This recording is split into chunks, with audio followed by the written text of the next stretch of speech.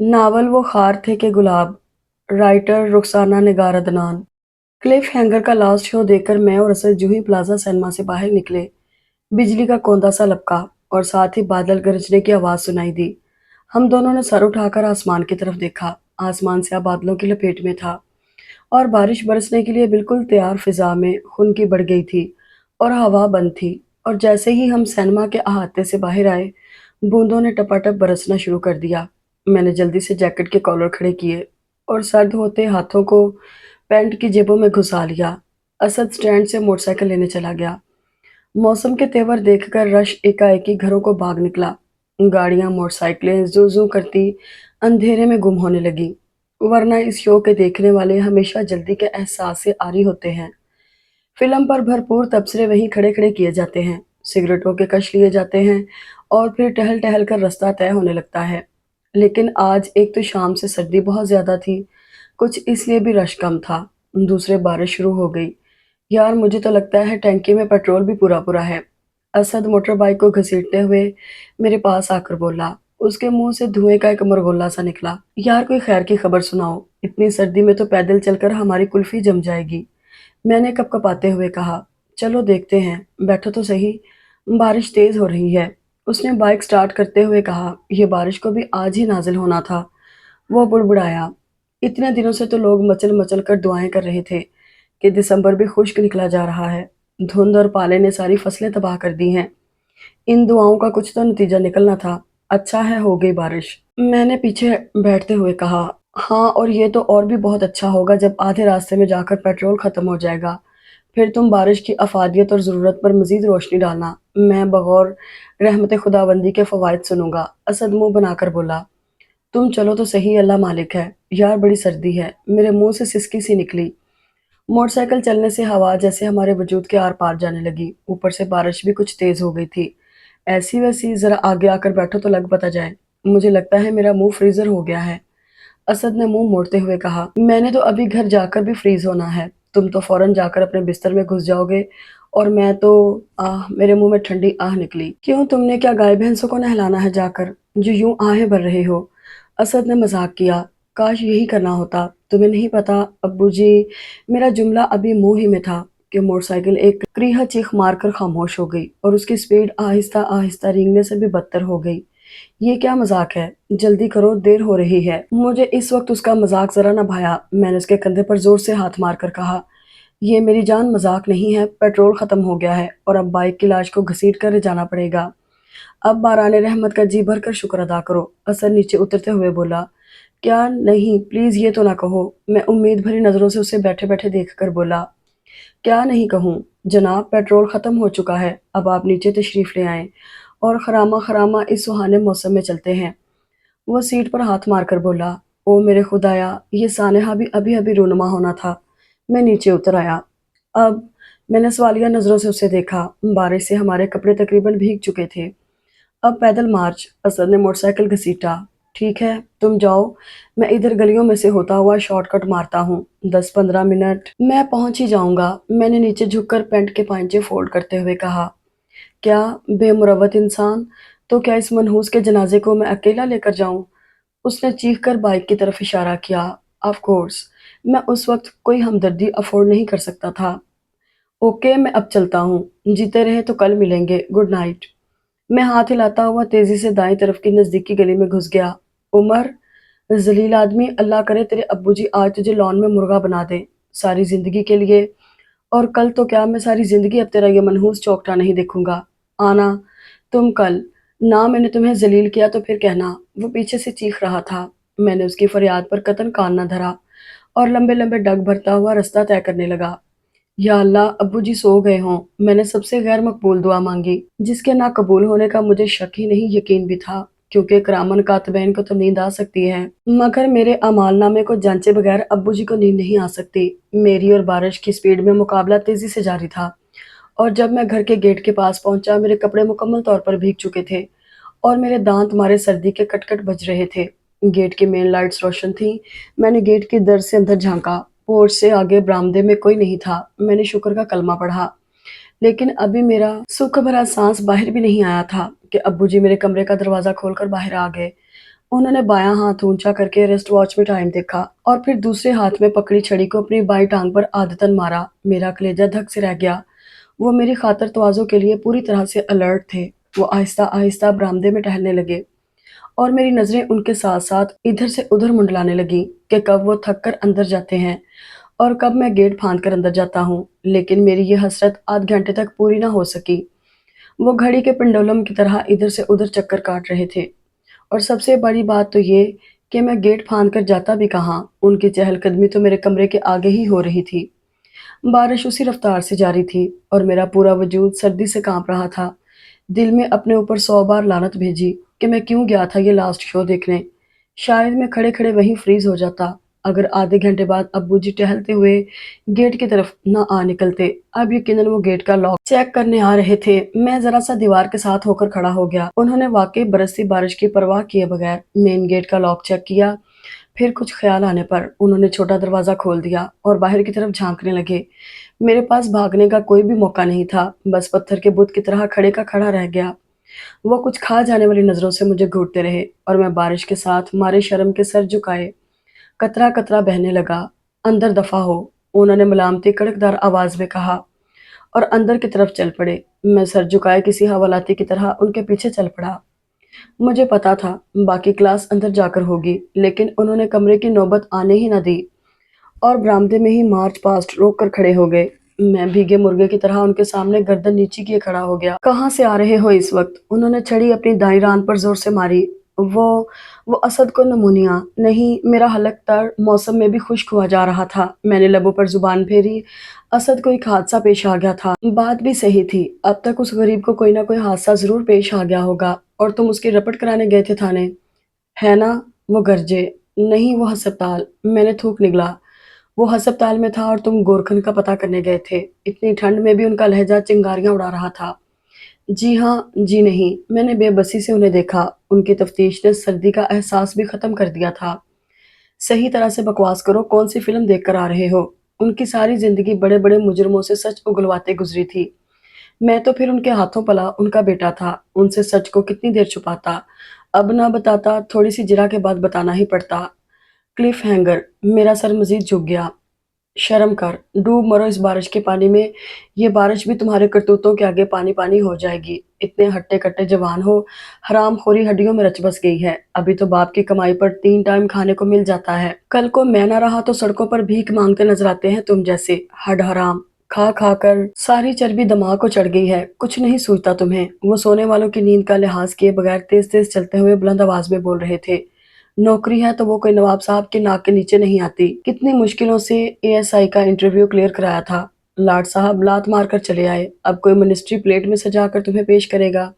دوستو، وہ زمانے بھر کے اوباش اور آوارہ چن کر سارے شہر کے نکمے اور لوفر اکٹھے کر رکھے ہیں، باپوں کا کھاتے ہیں اور ان کے سینوں پر مونگ ڈلتے ہیں۔ ASI بھرتی ہوا تھا میں بھی، SP ریٹائرڈ ہوا ہوں۔ جا کر میرا ریکارڈ کھنگالو، کہیں جو ذرا کوئی پیشہ ورانہ بددیانتی کی ہو۔ ہمیشہ حق حلال کمایا اور تمہیں ٹھوسایا۔ سوچتا ہوں کہاں مجھ سے بھول ہوئی جو تم جیسا ناخلف میرے گھر میں پیدا ہو گیا۔ وہ سانس لینے کے لیے رکے۔ کہیں تو ہوئی ہوگی، اب پارسا بن رہے ہیں۔ میں نے منہ میں بڑبڑایا، جو بکواس کرنی ہے اونچی آواز میں کرو، منہ میں بڑبڑ کرنے کی ضرورت نہیں۔ اس عمر میں بھی ان کی قوت سماعت بلا کی تیز تھی، اور میں تمہارے باپ کا ملازم نہیں جو آدھی آدھی رات تک پہرے دوں۔ آج تو میں نے دروازہ کھول دیا ہے، آئندہ اگر اتنی دیر سے آئے تو ادھر کا منہ نہ کرنا۔ شہر میں بہتیرے فٹ پاتھ رات کو خالی ہوتے ہیں اور دکانوں کے تھڑے بھی۔ سن لیا؟ ہمیشہ کی طرح ان کی تان اسی دھمکی پر آن کر ٹوٹی جس کو وہ کبھی عملی جامہ نہیں پہنا سکے تھے۔ ابو جی، سردی لگ رہی ہے، میں نے آواز میں زمانے بھر کی یتیمی سمو کر کہا، جیسے ان کی بپتا تڑپ ہی تو اٹھے گی۔ جب آدھی رات تک فلمیں دیکھتے ہو سارے شہر کی، سڑکیں ناپتے ہو، زمانے بھر کی آوارگیاں کرتے ہو، اس وقت سردی نہیں لگتی؟ فضول گپے ہانکتے سردی نہیں لگتی؟ ہاں، SP حیات احمد کا سپوت اور آوارہ گردیوں کا یہ حال، کوئی شہر بھر میں کوتوال نہیں رہا تم جیسوں پر ہاتھ ڈالنے کے لیے۔ اپنی سردی کا اتنا خیال ہے، اور جو بوڑھا باپ شام سے یہاں چوکیداری کر رہا ہے اس کی سردی کا کچھ خیال نہیں؟ ارے تم جیسی بے حس اولاد سے تو میں بے اولاد ہی ہوتا تو بھلا تھا۔ میری تو اللہ سے دن رات دعا ہے کہ وہ آخری وقت میں مجھے تم لوگوں کے پانی کے ایک چمچ کا بھی محتاج نہ کرے۔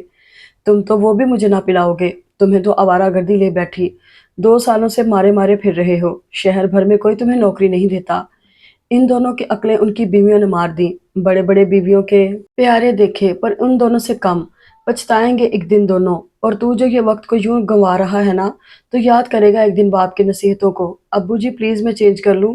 इससे पहले कि उनका खुद अजियती का लेक्चर दराज होता, मैंने इल्तिजा की। हाँ, अब बाप की बातें कहाँ अच्छी लगेंगी, मालूम है क्या वक्त हो रहा है। जी अब मैं जाऊं, मैंने कहा और तेजी से अपने कमरे की तरफ कदम बढ़ा दिए और तेजी से अपने कमरे की तरफ बढ़ गया। ये कीचड़ में लथपथ जूते बाहर उतार कर जाओ। ऊन जितना कद और अकल चिऊंटी से बदतर। उन्होंने पीछे से मेरे लंबे कद पर चोट की। मैंने कमरे की दहलीज पर रुककर कीचड़ से भरे बूट उतारे। सारे बरामदे में कीचड़ से नक्शो नगार बन चुके थे। मैंने कमरे में जाकर जल्दी से अलमारी में से कपड़े निकाले और बाथरूम में घुस गया। आज नमूनिया नहीं तो बुखार तो लाजमी हो जाएगा। नहाकर मैंने गीले बालों को तौलिए से रगड़ते हुए सोचा, हीटर चलाना चाहिए। कुछ खाया था तुमने? अब्बू जी के अचानक आवाज पर मैं उछल ही पड़ा। जी नहीं, वो अभी तक जाग रहे थे। अम्मी बहिश्तन कहा करती थी, आखिरी उम्र में औरत की नींदें उचाट हो जाती हैं और मर्द को बेतहाशा नींद आती है। मगर यहाँ तो मामला बिल्कुल उल्ट था। चलो आकर किचन में कुछ खाओ पहले, उन्होंने ऑर्डर दिया। अब्बू जी अब 1 तो बज रहा है, सुबह खा लूंगा, मैं मिनमिनाया। नहीं, रात को क्या खाली पेट सोना है? इतनी लंबी रात है, चलो आकर पहले कुछ खाओ, उन्होंने अनसुनी करते हुए कहा। तो मैं तुअन करहन उनके पीछे चल पड़ा और हस्बे तवक्को किचन में खाने के लिए कुछ भी नहीं था। हॉट पॉट में सिर्फ दोपहर की 1 रोटी पड़ी थी। मैंने अब्बू जी को देखा। 4 अंडों का ऑमलेट बना लो, मुझे भी सख्त भूख लग रही है, मैं टोस्टर में स्लाइस सेंक लेता हूँ, उन्होंने कहकर फ्रिज में से अंडे निकाले और मेरे आगे रख दिए। मैं कुड़ कर रह गया। तभी मेरे खाने पर इतना इसरार हो रहा था, खुद को भूख लगी हुई थी। मैंने जलते कुड़ते अंडे तोड़कर बाउल में डाले और कैबिनेट में से नमक मिर्च के डब्बे ढूंढने लगा। उमर, उमर उठो, नमाज का टाइम हो गया है। अभी शायद मैं पहली करवट पर ही सोया हुआ था जब मुंह अंधेरे अब्बू जी की बुलंद आवाज मेरे कानों में पड़ी। रात सोते सोते ही 2 बज गए थे और अब फिर वो मेरे सरहाने खड़े थे। ओह, सारा बदन दर्द से दुख रहा था। मैंने कहकर करवट बदल ली। नालायक उठो, उठकर नमाज पढ़ो। शैतान की पूजा पाठ रात के 2-2 बजे तक करता है और जो खुदा बिन मांगे सुबह शाम तेरी जरूरतें पूरी करता है, उसके लिए चंद मिनट नहीं है तेरे पास। वो बदस्तूर मेरे सर पर खड़े थे। ना करे मेरी ज़रूरतें पूरी वो, मुझे जो उसने तख्ते सुलेमानी की शहंशाहियत बख्श रखी है, मेरी तरफ से भले वापस ले ले। मैं नमाज पढ़ने इस वक्त नहीं जाऊंगा, मैंने ज़रा सा लिहाफ मुंह से हटाकर 2 टोक लहजे में कहा और दोबारा सर लिहाफ में दे दिया। नाउज़ बिल्ला, ला हौला वला कुव्वता।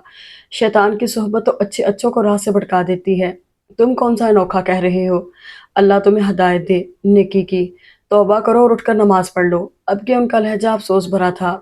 सॉरी, मैंने कह दिया, मैं नहीं उठूंगा। मैंने डटाई से कहकर तीसरी बार करवट बदली। फिर उन्होंने दोबारा कुछ न कहा और थोड़ी देर बाद बाहर चले गए। फिर बाहर का गेट खुलने और ताला लगने की आवाज़ आई। वो बाहर जाते वक्त बाहर से ताला लगा जाते थे। उनके जाने के बाद जैसे मेरी आंखें पट से खुल गईं और फिर मुझे कितनी देर तक नींद ही ना आ सकी और फिर जैसे ही दोबारा मेरी आंख लगी, वो फिर मेरे सर पर मौजूद थे। उमर चलो उठो, कब्रिस्तान जाना है। रात की बारिश से तुम्हारी माँ की कब्र का क्या हाल हो गया होगा, चलकर देखते हैं। उन्हें नया आइडिया सूझा था। एक मुद्दत के बाद तो उन्हें कब्र में जाकर आपके हाथों चैन मिला है, अब तो उन्हें सुकून लेने दें। मैंने दिल में जलकर सोचा, सुना नहीं तुमने, आके नींदें पूरी कर लेना। वो कड़के, या अल्लाह अब्बू जी आप रात को 2-2:30 बजे सोए हैं, अब सुबह से फिर ऑन द ड्यूटी हैं। आप क्यों नहीं मान लेते कि आप रिटायर्ड हो चुके हैं और अब आपको आराम करना चाहिए। मैं झिंझला कर उठ बैठा। आराम तो बेटा जी एक ही दफ़ा करेंगे, ये दुनिया तो अमल की जगह है, आराम का मुकाम तो आगे है। और ये रिटायरमेंट कोई रिटायरमेंट है? इसका तो मतलब है इतना अरसा जो हमने मुसलसल अमल करने और अलर्ट रहने की जो ट्रेनिंग ली है, उसे अमली ज़िंदगी में लागू करें। बस अब बिस्तर छोड़ दो और जल्दी से उठकर मुँह हाथ धोकर मेरे साथ चलो। तुम्हारी माँ इंतज़ार कर रही होगी, आज जुम्मा है। उन्हें पता था कि मैं उनका ये जज्बाती जुमला मुझे एक पल में बिस्तर से उठा देगा। वही हुआ, मैं फौरन उठ बैठा। अम्मी से मैं किस कदर करीब था ये वो अच्छी तरह जानते थे और जितना मैं उनसे एलर्जिक था, अब इतना ही वो मेरे आगे पीछे रहते थे। थोड़ी देर में तैयार होकर हम दोनों कब्रिस्तान की तरफ चल पड़े। रात को बारिश से वाकई कब्र की मिट्टी काफी बह गई थी। गोरकन को उन्होंने पैसे दिए कब्र की लिपाई के लिए और हम फातिहा पढ़कर बाहर निकल आए। सारा घर मुर्दा खाना बना पड़ा था। मजाल है कोई 9 बजे से पहले उठ जाए। ना किसी को नमाज की परवाह, ना सहर खेजी की। ये मज़र अच्छा भला था, जॉगिंग को जाता था। अब जब से बीवी ने अंधा गूंगा किया है, वो बस इसी के इशारों पर एक्सरसाइज करता है। और अजहर की तो बात ही जाने दो, उसने तो लुटिया ही डुबो दी है। उसकी तो कुल कायनात वो गोरी मेम या उसके दोनों बच्चे हैं। सारा दिन दफ्तर में दोनों गुजार आते हैं और शाम को बन ठन के सैर सपाटे को जा निकलते हैं। घर में हर तरह का अनाज होते हुए बदनसीब होटलों में खाना खाते हैं। अब्बू जी का मनपसंद टॉपिक शुरू हो चुका था और मैं अम्मी की याद के शहर में चुपचाप सब कुछ सुन रहा था। अगर मेरा डंडा सर पर ना हो तो ये घर घर ही ना लगे। एक टाइम खाने की रस्म अदा की जाती है, वो भी वो मनहूस बटलर आता है, नमक मिर्च घोल घाल कर पका जाता है और वो दोनों इसे मेज पर सजाने की जहमत करती हैं। अल्लाह का शुक्र अदा करके खा लेते हैं। खाने तो तुम्हारी बहिश्तन माँ के हाथों के होते थे। जो खाता उंगलियां चाटता रह जाता। मेरे दोस्त बहाने बहाने से मुझसे दावतें कराते थे कि भाभी के हाथ के पक्के खाने तो मिलेंगे। हालांकि अम्मी के सामने अब्बू जी ने कभी उनके झूठे मुंह तारीफ नहीं की थी। हमेशा कहते थे, बानो तुम्हारी इतनी उम्र हो गई है पर तुम्हें खाना पकाना ना आया। अगर जो तुमने मेरी माँ से खाना पकाना सीख लिया होता तो आज तुम्हारे खानों में भी कुछ जायका होता। तो अम्मी बेचारी कुड़कर रह जाती और अब अब्बू जी हर वक्त उनके खानों की तारीफ करते रहते थे। उनका लेक्चर सादिया फूफो के घर के दरवाजे के पास पहुंचकर खत्म हुआ। अब्बू जी, मैंने एहतजाजन उन्हें कहा, इतने दिन हो गए हैं बच्चों की खैर खबर लिए, चलते हैं। उन्होंने जैसे मुझे समझाया और कालबेल पर हाथ रख दी। उसी वक्त मुझे 3 छींकें आईं और साथ ही नाक और आंखों से पानी बहने लगा। लगता था रात की बारिश काम कर गई थी। गेट आयजा ने खोला, मेरा मुंह कड़वा हो गया। अस्सलाम वालेकुम मामू जान। रॉयल ब्लू गर्म सूट में बनी ठनी वो कहीं जाने को तैयार लग रही थी। अब्बू जी को देखते ही उसने चापलूसी से झट सलाम किया। वालेकुम अस्सलाम, जीती रहो। अब्बू जी ने उसके सर पर हाथ फेरकर जवाब दिया तो उसने पीछे हटकर हमें गुजरने का रास्ता दिया। सादिया कहाँ है? अब्बू जी ने अंदर जाते हुए पूछा। अम्मी किचन में है। वो फुफ्फो का जाए मुकाम बताकर अपने कमरे की तरफ मुड़ गई। सादिया फुफ्फो किचन में नाश्ता बना रही थी। अब्बू जी को देखते ही खिल उठी। मैंने उन्हें जितनी बेदिली से सलाम किया, उन्होंने इतनी ही गर्मजोशी से मुझे अपने साथ लिपटा कर प्यार किया। हम वहीं किचन में पड़े टेबल के गिर्द कुर्सियों पर बैठ गए। बड़े दिनों बाद आए भाईजान, वो हमारे साथ बैठते हुए बोली। मैं तो पिछले हफ्ते भी आया था, अलबत्ता ये नालायक शायद एक अरसे के बाद इधर आया है। वो मेरी इज्जत अफजाई करना कहीं नहीं भूलते थे। चले कोई बात नहीं, आया तो सही। अजहर और मजहर की तो मैं सूरतों को तरस गई हूँ। वो इसी लगावट से बोली। इसमें तरसने वाली कौन सी बात है? वो कौन सा गवर्नर हाउस में रहते हैं? वो नहीं आते? आप आकर उनसे मिल लिया करें, पहले भी तो आती थी। मैंने रूखे लहजे में कहा तो अब्बू जी ने मुझे घूर कर देखा। मैं नजरें चुरा गया। साथ ही मुझे फिर से 3-4 इकट्ठी छींकें आईं। लगता है उमर बेटा की तबीयत ठीक नहीं। वो मेरे सर्द रवैये की परवाह किए बगैर उसी मोहब्बत से बोली, तबीयत खराब नहीं होगी तो और क्या होगा? रात रात भर। अब्बू जी ने जुमला अधूरा छोड़ दिया। रात भर क्या? पुप्पो ने कुछ तजस्सुस से पूछा। पढ़ता रहता है रात भर इंटरव्यूज की तैयारी के सिलसिले में। शायद मैंने उन्हें पहली बार झूठ बोलते देखा था, वो भी मेरे लिए। ये आयजा कहाँ गई है? अब्बू जी ने पूछा। अंदर कमरे में तैयार हो रही है। खैरियत? इस वक्त किस लिए तैयार हो रही है? और बाकी तीनों बच्चे कहाँ हैं? आकब तो सैर के लिए जाता है सुबह को, उसका कॉलेज देर से शुरू होता है। बाकी इमरान और फायजा अभी अभी स्कूल के लिए निकले हैं। भाईजान, नाश्ता बनाऊं आपके लिए? वो उठकर खड़ी हुई। हाँ, करते हैं नाश्ता भी। तुमने बताया नहीं आयजा किस लिए तैयार हो रही है? मामू जी, मैंने स्कूल में जॉब कर ली है, घर से थोड़ी दूर है, इंग्लिश मीडियम स्कूल है। आयजा ने अंदर आते हुए अब्बू जी को जवाब दिया। मामू जी, वो मुहावरा तो आपने सुना होगा, फारिग मुबाश कोई काम किया कर, नए नहीं तो पुराने उधेड़ कर सिया कर। उसने सीधा सीधा मुझे देखते हुए चोट की। हाँ, बिल्कुल सुना हुआ है, ये निकम्मों के लिए ही है। अब्बू जी ने भी मुझे देखते हुए कहा। उसकी हाँ में हाँ मिलाई, मैं कुड़कर रह गया। तुम कौन सा तोप चला रही हो? 2-4 सौ के लिए तोते की तरह एबीसी रटवाना तुम्हें ही जेब देता है, मैंने हकारत से कहा। तो आप तोप चला लें, जहाज उड़ा लें, कुछ करें तो सही। आयजा बेटा, इससे गुलेल से फाख्ता नहीं मरती, तुम तोप चलाने की बात कर रही हो। ये जी रहे हैं, ये काम इनके नज़दीक तोप चलाने के बराबर है। अब्बू जी के तंज पर मेरा जी चाहा कि मैं मीनारे पाकिस्तान से कूद जाऊं। हर वक्त ना भाईजान बच्चे को लान तान करते रहा करें, मिल जाएगी नौकरी भी। आप उसका हौसला बढ़ाया करें। पुप्पो ने पेड़े बनाते हुए मेरी साइड ली। हूँ हौसला, मैं बुड़बुड़ाया, ये देंगे। लेकिन आयजा बेटा, तुमने क्या एमएससी में एडमिशन नहीं लेना था जो ये नौकरी के चक्करों में पड़ गई हो? वो मेरी बुड़बुड़ाहट को नजरअंदाज करते हुए आयजा से बोले। मामू जी, ले लूंगी एडमिशन भी, यहाँ कौन सी नौकरियों की लाइनें लगी हुई हैं? एमएससी करके भी लोग धक्के खा रहे हैं, मेरे लिए तो यही सबक काफ़ी है। फिलहाल मेरा जॉब करने का मूड है। वो लापरवाही से बोली और आमलेट के लिए हरी मिर्चें काटने लगी। और जो मास्टर्स कर चुके हैं उन्हें 2-4 सौ की भी जॉब नहीं मिल रही। उसने फिर मुझे निशाना बनाया। 1-2 साल बाद ले लूंगी एडमिशन। 1-2 साल की तुम्हारी नज़र में कोई वक़्त नहीं, जॉब के लिए भी एज लिमिट होती है, वो तुम ज़ाया कर दोगी। भांजी के लिए अब्बू जी के लहजे में मोहब्बत ही मोहब्बत थी। नहीं ज़ाया होते ये साल। वो आमलेट फेंटते हुए बोली। सादिया, तुम समझाती क्यों नहीं इसे? अब्बू जी ने पराठा तवे पर डालती फूफो से कहा, छोड़ें भाईजान उसको, अपनी ख्वाहिश पूरी कर लेने दें। फूफो का लहजा टालने वाला था। अब्बू जी भी चुप कर गए। थोड़ी देर में आयजा ने नाश्ता हमारे आगे रखा। रात का सालन गाजरे गोश्त था, साथ आमलेट और पराठे। उनकी खुशबू से हम दोनों की भूख चमक उठी। अम्मी मैं जा रही हूँ, देर हो रही है मुझे, वो बाहर निकलते हुए बोली। नाश्ता कर जाओ, फूफो ने आवाज लगाई। मैंने फायजा के साथ कर लिया था। उसने शाल ओढ़ते हुए कहा, अच्छा मामू जी मैं चलती हूँ, आप दोपहर तक रहिएगा, मेरी 1 बजे छुट्टी होती है। नहीं बेटा, बस मैं तो तुम्हें देखने आया था, ये उमर तुम्हें छोड़ आता है। नहीं मामू जी, स्कूल ज्यादा दूर नहीं है, मैं चली जाऊंगी। शुक्रिया। अच्छा खुदा हाफिज। वो कहती हुई ब्लैक कोट शूज की हील खटखट करती बाहर निकल गई। पता नहीं खुद को क्या समझती है। मैंने सर झटक कर सोचा और नाश्ते की तरफ मुतवज्जो हो गया। पप्पो के घर से अब्बू जी तो अपने किसी दोस्त की तरफ चले गए और मैं घर आ गया। अजहर भाई ने दरवाजा खोला, बाकी शायद अभी तक सो रहे थे। मैं अपने कमरे में आ गया। बाहर अब हल्की हल्की धूप निकल आई थी और आसमान बिल्कुल साफ था, लेकिन मुझे सर्दी लग रही थी। मैं कमरे में जाते ही लिहाफ में घुस गया। कितनी देर तक बिस्तर में भी ठठरता रहा। ऊपर से छींके और आंखों से लगातार पानी बह रहा था। बुखार और फ्लू का शदीद हमला हो चुका था। काफी देर बाद मैं यूं ही कांपते हुए सो गया। शायद दोपहर हो गई थी जब अब्बू जी ने अंदर आकर मुझे आवाजें दी। वो यकीनन मुझे जुमा की नमाज के लिए उठाना चाह रहे थे।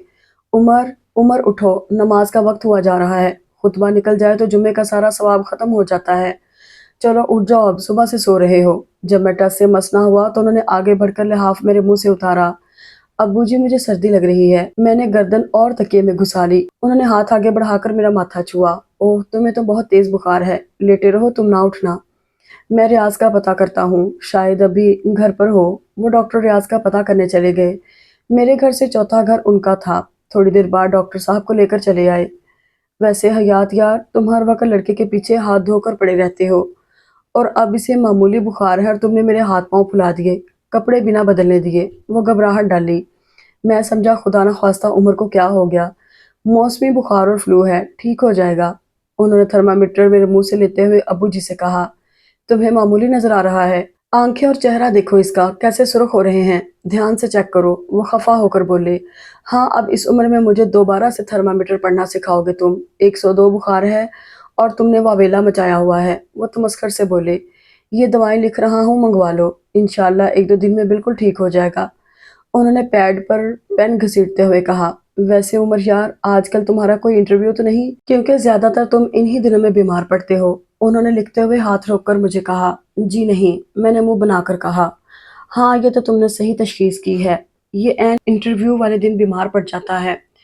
उन्होंने डॉक्टर की हाँ में हाँ मिलाई तो मैंने नाराजगी के इजहार के लिए बाजू आंखों पर रख लिया। फिर अब्बू जी ने पल भर में सारे घर को अलर्ट कर दिया। शैला भाभी की दोस्त ने अपने मियाँ के साथ दावत पर आना था। बटलर आज शायद छुट्टी पर था। वो खाने तैयार कर रही थी, साथ नज़ीर को कोस रही थी, जिसने बिन बताए छुट्टी कर ली थी। अब्बू जी ने उनके अधपके नरगिसी कोफ्ते चूल्हे से उतरवा कर मेरे लिए कस्टर्ड तैयार करवाया। अजहर भाई चाय के लिए सामान की लिस्ट लिए बाजार जा रहे थे। आज उन्होंने शैला भाभी की दोस्त के एजाज में छुट्टी की थी। अब्बू जी ने लिस्ट उनके हाथ से लेकर मेरी दवाओं का पर्चा थमा दिया। पहले ये दवाएं लेकर आओ, फिर ये खराफात लेने जाना। उन्होंने अजहर भाई के जुजबुज करने की परवाह किए बगैर कहा। शहला भाभी कोफ्ते खुल जाने पर अलग बुड़बुड़ कर रही थी। बीना, बीना इधर आकर ये कस्टर्ड ठंडा करके प्याले में डालो। ये तो मलका विक्टोरिया की दावत का एहतमाम कर रही हैं। उनका वक्त कीमती है, बीमार भाई का कुछ ख्याल नहीं। उन्होंने किचन की खिड़की से बीना भाभी को पुकारा, जो फोन पर अपनी बहन से बातें कर रही थी। अब्बू जी की चौथी पुकार पर उन्होंने मुंह बनाकर रिसीवर रख दिया और खटखट करती किचन में आ गई। मैंने भी बीना भाभी का नाम बाबरा शरीफ रखा था, बल्कि मैं कहता था कि आप बाबरा शरीफ से भी ज्यादा बहादुर हैं। वो तो रुपयों के लिए पेंसिल हील पहनकर डांस करती है, आप तो बगैर किसी लालच के सुबह 9 बजे से रात 12 बजे तक सुई की नोक पर फिरती हैं। शादी के बाद से आज तक उन्होंने स्लीपर या फ्लैट शूज नहीं इस्तेमाल किए थे। उनके जूते की कम से कम हील भी 2-2.5 इंच से कम ना होती थी। और जब मैं कहता कि मैदान हशर में आपने इस पेंसिल हील के साथ फरिश्तों को भी तिगनी का नाच नचा देना है, मगर उनके हाथ नहीं आना, उनकी फरिश्तगी आपके कोहन साला तजुर्बे के आगे हार जाएगी, तो वो इन बातों को कतन मानना करती थी। 4 फीट 10.5 इंच कद पर जब वो 3-4 इंच की हील पहनकर सारे घर में घूमती तो किसी चाबी की गुड़िया का गुमान होता। मजाल है जो जरा पाँव डोल जाए। और मजर भाई को उनकी इस पुरतमाद चाल ने दीवाना बना रखा था। अम्मी मरहुमा उन्हें देख देख कर दहला करती थी। بیٹی خدا کے لیے کام کے دوران تو نیچی ہیل پہن لیا کرو، کسی دن جو خدا نہ کرے پاؤں رپٹ گیا تو کیا ہوگا؟ مگر وہ انسنی کر دیتی، اور میرا تو گھر میں رہنے سونے جاگنے کا سارا ٹائم ٹیبل ان کی جوتی کی ٹک ٹک پر چلتا تھا۔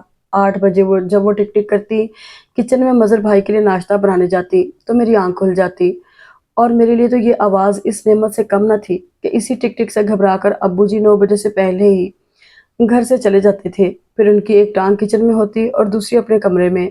ٹھیک پونے 10 بجے دونوں میاں بیوی اپنے اپنے کاموں پر سدھارتے۔ بینا بھابی ایک پرائیویٹ فرم میں پبلک ریلیشنز آفیسر کے طور پر کام کرتی تھی۔ ان کے جاتے ہی جیسے گھر میں سکون ہو جاتا، سارے گھر کے فرش شکر کا کلمہ پڑھتے۔ شہلا بھابی 10 بجے جاتی تھی، وہ انگلش میڈیم اسکول میں کمپیوٹر ٹیچر تھی۔ 10 بجے پورا گھر سائیں سائیں کر رہا ہوتا تھا، اور میری آنکھ جو ان سحر خیز ہنگاموں کی وجہ سے جلدی کھل جاتی تھی، دوبارہ سونے ہی لگتا کہ ابو جی کی کڑکدار آواز مجھے بستر سے نکلنے پر مجبور کر دیتی۔ صاحبہ شروع ہی سے گھر کی صفائی کرتی تھی۔ 10 بجے وہ آ جاتی اور ابو جی اپنی نگرانی میں پورا گھر کسی سگڑ بیوی کی طرح صاف کرواتے، پھر ساتھ ساتھ مجھے آوازیں دیتے جاتے، میری سستی اور ہڈ حرامی کو کوستے، مگر میں بھی منہ سر لپیٹے ڈیڑھ بنا لیٹا رہتا۔ 11 ساڑھے 11 بجے جب میں منہ دھو کر کچن میں جاتا تو صبح کا بنا ہوا ناشتہ ٹھنڈا ٹھار ہو چکا ہوتا۔ ایک دن ہم دونوں کا ناشتہ بینا بھابی بناتی تھی اور دوسرے دن شہلا بھابی۔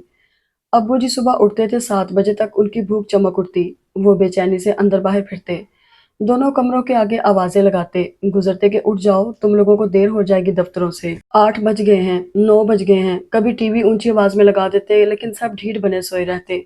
8 بجے سے پہلے کوئی اپنے کمرے سے برآمد نہیں ہوتا تھا۔ ابو جی، آپ ایک چائے کا کپ خود بنا کر نہیں پی سکتے؟ اتنا سا کام تو بندہ اپنا خود کر لیتا ہے، آپ تو حد کر دیتے ہیں۔ اب وہ دونوں بھی تو سارا دن گھر کے کام کرتی ہیں، پھر نوکری بھی کرتی ہیں، اگر صبح کو آدھا گھنٹہ لیٹ ہو جاتے ہیں تو آپ… اظہر بھائی سرخ نیند سے بوجھل آنکھیں لیے بیوی اور بھاوج کے حمایتی بن کر بولتے، ہاں ہاں کہہ دو، میں پاگل ہو جاتا ہوں۔ اور میاں، یہ تم نہیں بول رہے، تمہاری بیوی کی زبان بول رہی ہے، اور وہ دونوں سارا دن کون سے حال میں جتی رہتی ہیں؟ صبح کو بن ٹھن کر دفتر اسکول نکل گئیں، گھر کو دیکھے ان کی جوتی۔ دوپہر میں وہ منحوس شیطان کی شکل والا بٹلر آدھے گھنٹے کے لیے آتا ہے، دال سبزی سب گھول گھال کر چلتا بنتا ہے۔ یہ آتی ہیں 3 بجے، ٹھنڈا گرم ہم بد نصیبوں کے آگے رکھا، اور پھر جو اپنے کمرے میں گھستی ہیں تو شام 6-7 بجے سے پہلے شکل نہیں دکھاتی، اور دوپہر کے ملغوبے کو شام کو گرم کر کے آگے رکھ دیتی ہیں، وہ سانس لینے کے لیے رکے۔ اور میں، جس نے ساری زندگی شہر بھر کی کوتوالی کی ہے، اب اس عمر میں خود چائے بنا کر پیوں گا؟ شرم کرو نافرمانو، اس دن کے لیے انسان اولاد مانگتا ہے کہ 50-60 کے پیٹے میں جا کر خود چائے پتی ابال کر پیے، اور تم اسے پاگل جنگلی کہو، بھوکا اور دیوانہ۔ ابو جی بھوکے شیر بنے ہوئے تھے، اظہر بھائی پر برس پڑے، میں نے یہ سب کب کہا؟ آپ خود ہی بات سے بات بنا رہے ہیں، وہ منہ بنا کر بولے، اور چائے بنانے میں کون سی انسان کی حد تک ہوتی ہے جو وہ بے اولاد ہونے کی ہی تمنا کر بیٹھے؟ ہاں، تم جیسوں کے لیے واقعی کوئی حد تک کی بات نہیں، تم خود جو ٹرے سجا سجا کر بیگم کی خاطریں کرتے ہو، تمہیں یہ کرنا کیوں برا لگے گا؟ مجھے تو لگتا ہے وہ تمہارا شوہر ہے، تم اس کی جورو۔ ابو جی حد کر دیتے، اتنا تو خدا سے نہیں ڈرتے جتنا اس کے ابرو کے اشارے سے ڈرتے ہو، اور نامراد، میری باتوں کا مطلب تمہیں تب سمجھ میں آئے گا جب اپنی اولاد تمہارے ساتھ یہ کرے گی۔ ابو جی کون سے پیچھے ہٹ جاتے تھے، صبح صبح اس گھر میں بد دعاؤں سے استقبال ہوتا ہے، کتنا خیال رکھو، کتنی ہی جان مارو، پھر بھی نافرمان ہی کہلائیں گے ہوں۔ وہ پیر پٹکتے اپنے کمرے کو پلٹ جاتے، جہاں شہلا بھابی انہیں تمسخر بھری نظروں سے دیکھ رہی ہوتی۔ مجھے تو سمجھ نہیں آتی، آپ کے والد صاحب اتنے ایجوکیٹڈ ہیں، پھر بھی نہ تو انہیں مینرز آتے ہیں نہ ایٹیکیٹس۔ کسی کے بیڈ روم کا بلا وجہ دروازہ پیٹنا، سوئے ہوں کو اونچی آواز میں ٹی وی چلا چلا کر ڈسٹرب کرنا، چیخ چیخ کر بات کرنا کون سے کوڈ آف مینرز میں لکھا ہے؟ اظہر بھائی خواہ شرمندہ ہو جاتے، اصل میں اس میں ان کا بھی قصور نہیں، ساری زندگی نوکری بھی تو اس محکمے میں کی ہے جہاں انسانوں سے بھی حیوانوں کی زبان میں بات کی جاتی ہے، پھر کچھ عمر کا بھی تقاضا ہوتا ہے۔ اور شہلا بھابی کے یہ تیر بھی اظہر بھائی شربت کے گھونٹ کی طرح آرام سے حلق میں نیچے اتار لیتے۔ مظہر بھائی اور بینا بھابی کا اپنا طریقہ تھا، ابو جی کے سامنے وہ دونوں بڑی تابعداری سے ہاں میں ہاں ملاتے رہتے، اپنی غلطیوں پر خواہ شرمندہ ہوتے، اور جیسے ہی ابو جی منظر سے آؤٹ ہوتے، وہ دونوں دل کھول کر ان کی اخلاقیات کو ڈسکس کرتے۔ انہی وجوہات کی بنا پر ابو جی کی ساری توجہ مجھ غریب پر تھی، دوسرے وہ چاروں تو جاب کے بہانے آدھے سے زیادہ دن گھر سے باہر گزار لیتے تھے، اور میں بے روزگار ہونے کی وجہ سے سارا دن ان کے عتاب کا نشانہ بنتا تھا۔ گھر سے باہر جاتا تو آوارہ گرد اور لوفر، گھر میں رہتا تو نکما، ہڈ حرام اور کام چور کہلاتا تھا۔ مجھے لگتا تھا ذلت بھرے یہ دن کبھی نہیں گزریں گے۔ وہ میری ایک ایک حرکت پر کڑی نظر رکھتے۔ میں کچھ بھی کر رہا ہوتا وہ بغیر دروازہ نوک کیے کمرے میں آ جاتے، تفتیشی نظروں سے مجھے جانچتے کہ میں انہیں اچانک سامنے دیکھ کر گھبرایا کیوں ہوں۔ میری غیر موجودگی میں سارے کمرے کی تلاشی لیتے، تکیے کے نیچے میٹرس اٹھا کر، الماری کے درازوں میں، کھڑکیوں کے پردوں کے پیچھے، جوتوں والے ریک کے نیچے، باتھ روم کی الماری میں، بیڈ کے نیچے۔ خدا جانے انہیں مجھ پر کیا شک تھا، یا تو وہ مجھے کوئی تخریب کار سمجھتے تھے یا ملک دشمن عناصر کا کوئی فعال پرزہ، کہ وہ میری کتابوں کے ریک کی خصوصی تلاشی لیتے۔ ایک بار تھرڈ ایئر کے پیپرز کے دوران میں رات 12 بجے بیٹھا پڑھ رہا تھا جب اچانک انہوں نے پیچھے سے چھاپا مارا اور میں جو کیمسٹری کی کتاب میں ملز اینڈ بون کا گرما گرم پورے انہماک سے پڑھ رہا تھا رنگے ہاتھوں پکڑا گیا۔ میں رات کو دیر سے گھر آتا، وہ پاس ہو کر بہانے بہانے سے میرا منہ سونگھتے، آنکھوں کی رنگت چیک کرتے، مجھ سے گیٹ سے برآمدے تک طویل جرا کرتے کہ کہیں میری زبان تو لڑکھڑا نہیں رہی۔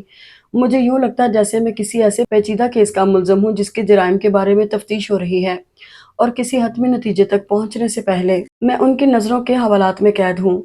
وہ کسی سائے کی طرح میری نگرانی کرتے تھے، اکثر میرے دوستوں سے ملنے جاتے، میرے بارے میں کرید کرید کر ان سے سوالات کرتے، اور جب اگلے روز وہ لوگ ہنس ہنس کر ان کے تفتیشی سوالات کے بارے میں مجھے بتاتے تو میں اپنی جگہ پانی پانی ہو جاتا۔ او جا یار، تجھ پر تو تیرے باپ کو اعتبار نہیں، وہ سارے شہر میں تیرے بارے میں گواہیاں لیتا پھرتا ہے۔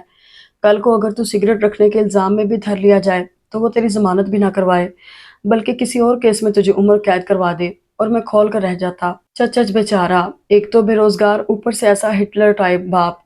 رضوان مجھے ہمدردانہ نظروں سے دیکھتا۔ ویسے عمر یار، یہ تمہارے اصلی تے خالص والے ابو جی ہیں، کبھی پتہ تو کرواؤ، اور مشکوک لہجے میں پوچھتا۔ یار ہم بھی بے روزگار ہیں، گھر والے تانے بھی مارتے ہیں، پر اتنی انکوائریاں کوئی نہیں کرتا جتنی تمہارے ابو جی کرتے ہیں۔ توبہ، ہر وقت کا سہم ہے یہ تو، ننگی تلوار نامعلوم کب سر پر آن برسے۔ فہیم بھی لقمہ دیتا۔ ایسے میں میرا جی چاہتا میں یہ ملک چھوڑ کر کہیں بھاگ جاؤں، کم از کم ابو جی کی کل وقتی نگرانی سے تو جان چھوٹ جائے گی۔ اور میں نے ایک بار یہ کوشش کی بھی تھی جب میں نے تقریباً 1.5 سال پہلے آسٹریلیا جانے کا پکا ارادہ کر لیا تھا، اور جس روز ابو جی کی الماری سے 50,000 نکال کر میں لایا اور جیسے ہی ایجنٹ کو دینے کے لیے میں نے بریف کیس کھولا، عین اسی وقت ابو جی نے پیچھے سے آ کر میری گردن ناپ لی، اور پھر جو انہوں نے ٹریولنگ ایجنسی کے ٹھنڈے کمرے میں میری مزاج پرسی کی، اس نے زندگی بھر پھر کبھی مجھے ایسا سوچنے بھی نہیں دیا۔ اور مجھے اس وقت اپنے اوپر کتنا ترس آیا تھا جب ایم فارمیسی کے پریویس اور فائنل کے امتحان میں جاتے وقت انہوں نے میری مکمل جامع تلاشی لی تھی۔ صرف ایک بار بی اے کے انگلش کے پیپر کے لیے میں نے پھرے تیار کیے تھے، جو گھر سے نکلتے وقت نہ جانے کیسے میری نیلی شرٹ کی بغل سے جھانک پڑے اور ابو جی کی خردبینی نظروں سے انہیں تاڑ لیا۔ اس دن سے ہر امتحان میں جانے سے پہلے وہ میری مکمل تلاشی لیتے تھے، اور پھر اپنی نگرانی میں مجھے ایگزامینیشن ہال کے دروازے تک چھوڑ کے آتے۔ مجھے کتنی شرم آتی تھی جب وہ مجھے اپنی آفس کی گاڑی میں بٹھا کر امتحان کے لیے لے کر جاتے، یونیورسٹی کے گیٹ سے لے کر ایگزامینیشن ہال تک۔ جتنے میرے واقف کار مجھے اس حال میں دیکھتے، وہ ٹھوکا دے کر ساتھ کھڑے بندے کو ضرور میرے احوال سے باخبر کرتے۔ اور پیپر کے بعد جو میرا ریکارڈ لگتا وہ الگ تھا۔ پیپر دے کر میں اتنی تیزی سے منہ چھپا کر یونیورسٹی سے باہر آتا جیسے کسی کی بھینس کھول کر بھاگ رہا ہوں۔ ابو جی کی اس کڑی نگرانی نے میری عزت کو 2 کوڑی کا کر دیا تھا۔ دوبارہ اپنا اعتماد بحال کرتے کرتے مجھے کتنے دن لگ جاتے۔ وہ ابو جی تو مجھے اس لیے چھوڑنے آتے رہے تھے کہ میری طبیعت ٹھیک نہیں تھی، ڈاکٹر نے مجھے ڈرائیونگ سے منع کیا تھا، میں جواز گھڑتا۔ اچھا، تمہاری طبیعت صرف امتحان کے دنوں ہی میں اتنی خراب ہو جاتی ہے کہ تم سے خود سے ڈرائیونگ بھی نہیں ہوتی، اور تمہارے ابو جی تمہیں انگلی پکڑ کر چھوڑنے آتے ہیں، اسد معنی خیز انداز میں کہتا۔ انہوں نے کبھی دونوں بھائیوں کی تو اتنی نگرانی نہیں کی تھی جتنا میرے پیچھے ہاتھ دھو کر پڑے ہوئے تھے۔ جتنا ان سے چھپتا پھرتا تھا وہ اتنا میرا پیچھا کرتے تھے۔ ان کے اس رویے نے مجھے ان سے دور اور امی سے قریب تر کر دیا تھا۔ میرا بخار اگلے روز ہی اتر گیا، ساتھ ہی ابو جی کا محبت و شفقت بھرا رویہ پھر سے تشدد آمیز ہو گیا، اور اگلی شام تک وہ مکمل طور پر سابقہ ابو جی بن چکے تھے۔ مختلف حیل و بہانوں سے مجھے ہڈا حرامی، کام چوری اور مفت خوری کے طعنے دے چکے تھے، اور مجھے 2-3 بار یہ بھی کہا تھا کہ میری یہ دونوں خصلتیں موروثی نہیں بلکہ ان کی فارمیشن میں زیادہ تر ہاتھ امی مرحومہ کا بھی تھا، کہ انہوں نے میرے گھناؤنے جرائم پر پردے ڈال ڈال کر مجھے ناکارہ بنا دیا تھا۔ میں چپ چاپ بستر پر لیٹا ان کے طعنے گھونٹ گھونٹ پیتا رہا۔ اسد کے ابو کتنے اچھے ہیں۔ اسد نے تو مجھ سے 1 سال پہلے ماسٹرز کیا تھا، اب تک اسے ڈھنگ کی نوکری نہیں ملی تھی، اور وہ 3 سالوں سے نہ صرف اسے سہ رہے ہیں بلکہ اس کا حوصلہ بھی بڑھاتے کہ آج نہیں تو کل اسے یقیناً اچھی نوکری مل جائے گی، وہ ہمت نہ ہارے، وغیرہ وغیرہ۔ انہوں نے کبھی ہمارے ابو جی کی طرح ہراساں کرنے کے اوچھے ہتھ کنڈے استعمال نہ کیے تھے، نہ اس کا جیب خرچ بند کر کے اسے کوڑی کوڑی کا محتاج کیا تھا۔ اس لیے اسے بھی غم ہے بے روزگاری کا مگر آرام کے ساتھ۔ اور ادھر تو ابو جی نے بستر میں بھی سوئیاں چبو رکھی ہیں، بندہ 2 گھڑی سکون سے لیٹ بھی نہیں سکتا۔ میری بے روزگاری کا دکھ ہے اپنی پینشن کا زام ہے، بھلا میں کتنا کھا جاتا ہوں یا پہن اوڑھ لیتا ہوں، جو سب کھاتے ہیں اسی میں سے 2-3 روٹیاں اگر میں کھا لیتا ہوں تو کون سا گھر میں قحط پڑنے کا خطرہ پڑ جاتا ہے۔ دونوں بھائی اتنی اعلیٰ پوسٹوں پر فائز ہیں، آج میں ان سے کہوں تو وہ ہنس کر میرا خرچ برداشت کر لیں۔ بلکہ اظہر بھائی نے تو ایک بار مجھے بہت ڈانٹنے پر ابو جی سے کہا بھی تھا کہ آپ عمر کو کچھ نہ دیا کریں، میں دے دیا کروں گا۔ تو انہیں اظہر بھائی کی یہ محبت بھی تانا لگی تھی۔ میں ابھی زندہ ہوں، جب مر جاؤں گا تو اس کے خرچے اٹھا لینا، پھر دیکھوں گا کتنے دن سہارتے ہو اس سفید ہاتھی کو۔ بھائی کا تو جو موڈ آف ہوا سو ہوا، میرا دل چاہا کہ میں جا کر ریل کی پٹڑی پر اپنا سر دے ماروں۔ اور وہ رضوان کے ابو، دوبارہ رضوان نوکری کو لات مار آیا کہ باس کے ساتھ اس کی بن نہیں سکی، تو اس کے ابو کو اس کی یہ اصول پسندی کتنی بھائی تھی کہ میرا بیٹا بڑا خوددار ہے، ابھی تک اسے تیسرا کوئی باس پسند نہیں آیا، پھر بھی اس کے گھر والے اسے بڑے مان سے بٹھا کر کھلا رہے ہیں۔ اور فہیم کے ابو 3 سال سے پیرالائز ہیں، تینوں بھائیوں نے باپ کو ہتھیلی کا پھپولا بنا رکھا ہے، ایک سر دباتا ہے، دوسرا منہ ہاتھ دھلاتا ہے، تو تیسرا صبح و شام سیر کے لیے لے جاتا ہے۔ اور ان تینوں کو دعائیں دیتے باپ کا منہ سوکھ جاتا ہے، ساری دنیا واہ واہ کرتی ہے بیٹوں کی جانثاری اور خدمت گزاری دیکھ کر۔ اور باپ کی شیریں گفتاری ایک مثال ہے ان دوستوں کے درمیان۔ ایک ہمارے ابو جی ہیں، آج تک انہیں سر درد تک نہیں ہوا، بندہ خدمت کیا کرے بھلا، لا حول ولا قوت۔ میں نے بستر پر لیٹے لیٹے ہی اپنی اس گھٹیا سوچ پر لعنت بھیجی۔ ویسے یہ حقیقت بھی تھی کہ ابو جی آج تک کبھی ذرا سے بیمار بھی نہ ہوئے تھے، بس ہر وقت ننگی تلوار بنے سب کے سروں پر لٹکتے رہتے۔ اور اگلے روز میں خوب دل لگا کر تیار ہوا، تازہ شیو کی، نہا دھو کر سب سے اچھا سوٹ زیب تن کیا، آئیڈینٹی کی آدھی شیشی اپنے اوپر انڈیلی۔ 2 دن کی بیماری سے اچھی خاصی طبیعت بیزار ہو گئی تھی، اس لیے آج میرا دوستوں کے ساتھ لمبا چوڑا انجوائمنٹ کا پروگرام تھا۔ کہاں جا رہے ہو؟ 10 بجے مجھے نکسک سے تیار ہو کر باہر جاتے دیکھ کر ابو جی نے پودوں کو پانی دیتے مجھے پیچھے سے پکارا۔ جی وہ ایبٹ لیبارٹریز کی طرف پچھلے ہفتے ایک ایڈ آیا تھا، ریجنل برانچ لیبارٹریز میں اسسٹنٹ کی ویکینسی خالی ہے، اسی سلسلے میں آج انٹرویو ہے، وہیں جا رہا ہوں۔ میں نے سعادت مندی سے مہذب لہجے میں جواب دیا۔ دیکھ لو، لیبارٹریز میں انٹرویو ہے یا کسی نئی فلم کا پہلا شو دیکھنے جا رہے ہو؟ وہ طنزیہ لہجے میں بولے۔ ابو جی مجھے کوئی شوق نہیں ہے فلمیں دیکھنے کا، وہ تو فراغت سے تنگ آ کر کبھی کبھار کوئی دوست لے جاتا ہے تو چلا جاتا ہوں، میں نے روشن دن جیسا سفید جھوٹ تلخی سے بولا۔ خیر شوق تو تمہیں میری شکل دیکھنے کا بھی نہیں ہے، مگر مجبوراً دیکھنی پڑتی ہے۔ ان کا لہجہ ہنوز طنزیہ تھا۔ اور یہ تو مجھے پتا ہے کہ تمہیں کتنا شوق ہے، اور کوئی تمہیں فلم دکھانے کے لیے مرا نہیں جا رہا ہوتا، تم ہی یاروں کے یار بنے پھرتے ہو۔ جس دن جیب خرچ ہمیشہ کے لیے بند کر دیا، پھر دیکھوں گا یہ بیکار مباش کتنے دن تمہارے گرد منڈلاتے ہیں۔ انہیں یہی خوش فہمی تھی کہ ان کے چند 100 روپوں پر سارے شہر کے بے روزگار عیش کر رہے ہیں۔ مجھے دیر ہو رہی ہے، میں جاؤں؟ میں نے منہ بنا کر کہا اور ان کے ہوں پر قدم آگے بڑھا دیے۔ ویسے بیٹا جی یہ انٹرویو رات 12 بجے سے پہلے اختتام پذیر ہو جائے گا نا؟ انہوں نے پیچھے سے پوچھا۔ دیکھیے، میں نے ڈٹائی سے کہا اور گیٹ کی طرف بڑھ گیا۔ بیٹا جی پھر میں نہیں، آپ ہی دیکھیے گا، کیونکہ پھر میں دیکھوں گا نہیں دکھاؤں گا۔ ان کا لہجہ دھمکی آمیز تھا۔ رات 9 بجے کے بعد ادھر کا رخ نہ کرنا، میں تمہیں صاف بتا رہا ہوں۔ جی اچھا، میں نے سر ہلا کر کہا اور باہر نکل آیا۔ پھر انٹرویو تو ایسا ہی تھا جیسے میں اب تک 20 دے چکا تھا، اپائنٹمنٹ پہلے سے ہو چکا ہوتا تھا۔ انٹرویو کی فارمیلٹی نبھانے کے لیے یا شاید ہم جیسے بے روزگاروں کا مذاق اڑانے کے لیے یہ ڈرامہ رچایا جاتا ہے۔ کسی نے صحیح کہا ہے کہ علم آگہی ہے اور آگہی اس کائنات کا سب سے بڑا عذاب ہے، اور میں بھی آج کل اسی عذاب سے گزر رہا تھا۔ پہلے میں خوب ہرٹ ہوتا تھا، جی بھر کر کڑتا تھا کہ یہ انٹرویوز اور ٹیسٹ وغیرہ سب فراڈ ہیں۔ جب میری کوالیفیکیشن اتنی اعلیٰ ہے تو پھر میرے نہ سلیکٹ ہونے کی کیا وجہ ہے؟ پھر ابو جی کے تانے، کئی بار انہوں نے میری ڈگریاں چیک کی کہ کہیں نمبر 2 تو نہیں۔ اتنی انسلٹ گھر میں بھی اور باہر بھی، کئی بار جان سے گزر جانے کا سوچا، مگر پھر جو وقت گزرتا رہا میں بھی ڈھیٹ ہو گیا، اور اب یہ سارا پروسیجر مجھے اپنے سسٹم کا ایک حصہ لگنے لگا تھا۔ ابو جی نے بھی شاید یہ کڑوا سچ مان لیا تھا، اس لیے اب مجھے دیکھ کر انہیں کبھی کبھار ترس بھی آ جاتا تھا۔ اور جو کسی نے کہا ہے کہ بے روزگار اور کاہل بیٹا چھٹی انگلی کی طرح ہوتا ہے، کاٹو تو تکلیف ہوتی ہے، رکھو تو عیب بنتا ہے، اور ابو جی بھی اس مرحلے سے گزر کر اب مجھے وہ چھٹی عیب دار انگلی مان چکے تھے، اور میں بھی زندگی کو ایز اٹ از گزار رہا تھا۔ انٹرویو کے بعد میں اور اسد رضوان کی طرف چلے گئے، اس کے گھر لنچ کیا، ایک عدد مووی دیکھی، پھر تینوں فہیم کی طرف چلے گئے۔ اس کی بھابھی نے چائے کے ساتھ گرم گرم پکوڑے کھلائے۔ اس کے بعد ہم چاروں ریس کورس کی طرف چلے گئے۔ آج موسم بہت اچھا ہو رہا تھا، سردیوں کی نرم نرم دھوپ اب اپنے پر سمیٹ رہی تھی، ہلکی ہلکی خنک ہوا بہت خوشگوار لگ رہی تھی۔ ہم کچھ دیر باغ کی روشوں پر ٹہلتے رہے، صبح کے انٹرویو پر مقدور بھر تبصرے کیے، یونیورسٹی انتظامیہ سے لے کر گورنمنٹ کی پالیسیوں میں 1001 کیڑے نکالے۔ یار نوکری کو گولی مارو، میں کہتا ہوں ہم چاروں کوئی اعلیٰ قسم کا بزنس کر لیتے ہیں۔ رضوان پر باغ کی پرفضا ماحول کا پہلا خوشگوار اثر ظاہر ہوا۔ آئیڈیا تو بہت اچھا ہے، لیکن جہاں تک میرا خیال ہے بزنس کے لیے کچھ سرمایہ وغیرہ کی ضرورت ہوتی ہے، اور وہ میرے پاس تو ہے نہیں۔ ہاں اگر تم تینوں ایسی کوئی چیز رکھتے ہو تو میں رضاکارانہ شمولیت کے لیے تیار ہوں، فہیم نے فراخ دلی سے کہا۔ بھئی بزنس کے لیے بزی ہونا پڑتا ہے، اور میرا تو ان سردیوں کو فارغ رہ کر انجوائے کرنے کا پروگرام ہے۔